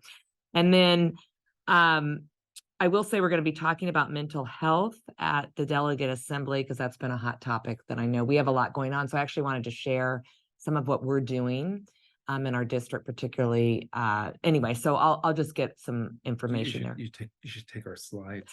Yeah, that we do the slide deck. Okay, that's what I'll do. Someone else has been asking them for them also, another district. Oh, great. Okay, that's a good point. So I'm glad I brought this up tonight. So I'll just bring that. I don't even have to ask anybody because we have that. And then finally, I just want to let you know that I am going to be speaking at one of the annual education conference workshops. It's one of the critical issues on declining enrollment. They asked Redwood City to be a case study on closing and merging schools because we kind of were ahead of some of the districts who have actually needed to do it for a long time. And so declining enrollment has been a big issue. So that's going to be a whole session. We're going to have a Stanford professor who's going to talk about the data, declining enrollment, where have the kids gone, kind of what's going on. He's out of Stanford. And then there's a CSBA person that will talk about kind of the legal requirements around closing emerging schools. And some of them have changed a little bit. Now you have to do an equity report. When I looked through it, I think it's a lot of stuff that we actually did, but there's a few more requirements there. And then somebody's going to talk about consolidation of schools. And then we'll give a case study. So I just wanted to give you a heads up that I'll be doing that on Friday afternoon. That's interesting because I remember having those conversations about how, we're just going to rip the Band-Aid off and do it because we know we're going to have to in the future. And then like a few years later, Oakland started talking about it. Then there's these schools that had to do it in the middle of the pandemic. Right. I can't, Yeah, it's bad enough. We have to do. Yeah, we just met. and a holiday. All I have is I attended the Oye Planning Committee, just joined, and so very well organized meeting, and I would have to bring you guys the actual date of the conference happening, sometime early next year, in 2024. And so that's all I have to report for this time. The only thing I have at this point in time that has not been mentioned is I met with Redwood City Together. The executive group met regarding Raphael's been working on wanting the data council to come up with data that will be used, that he can utilize with especially the North Fair Oaks area, the Bayside area. And it has to do with education. And Crystal Leach was there, Amy Gernstein was there, myself, Raphael. That was it. My point was, as a school district, we are the ones that are going to we have our benchmarks and we have our goals. I don't want going back to the leadership group and discussing those because that's not going to happen. If you want that, if that's what you're thinking of, help me out because we are the ones that make that determination. How we get supported, fantastic. And Crystal said the same thing.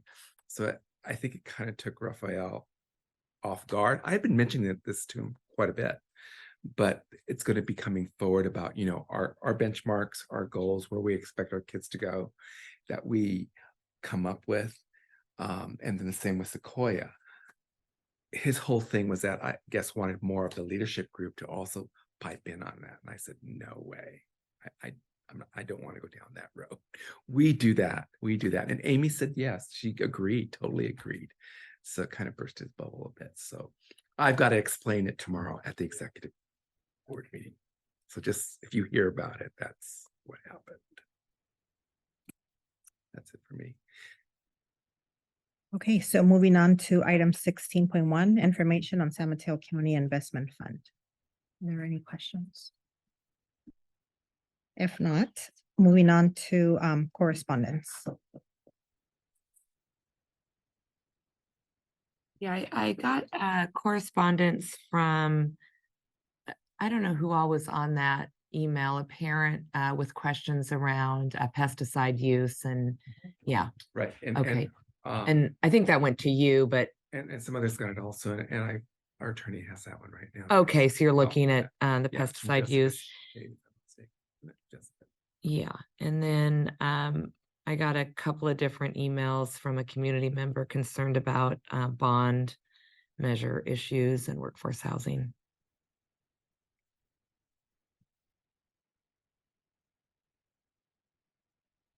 I just received something this evening. And who brought this in, Evelyn? It was a group of parents. It was a group of parents from Rocket Ship. So this is from, and I haven't read it all yet, and I will read it, and then I'll get it translated and get you copies of all these issues that are taking place at Rocket Ship. So let me get it translated. I'll get it sent to you. I can give you a copy, but I'll get it translated for the rest of you. And I'm gonna have to take it. I'll give it to the director because we really don't have any guidance over what I'm reading here. I mean, it's signed by 2 pages of parent signatures on it. And the items, I mean, they're kind of scary. But I'll get you the translated, and I'll get you a copy of this. Okay.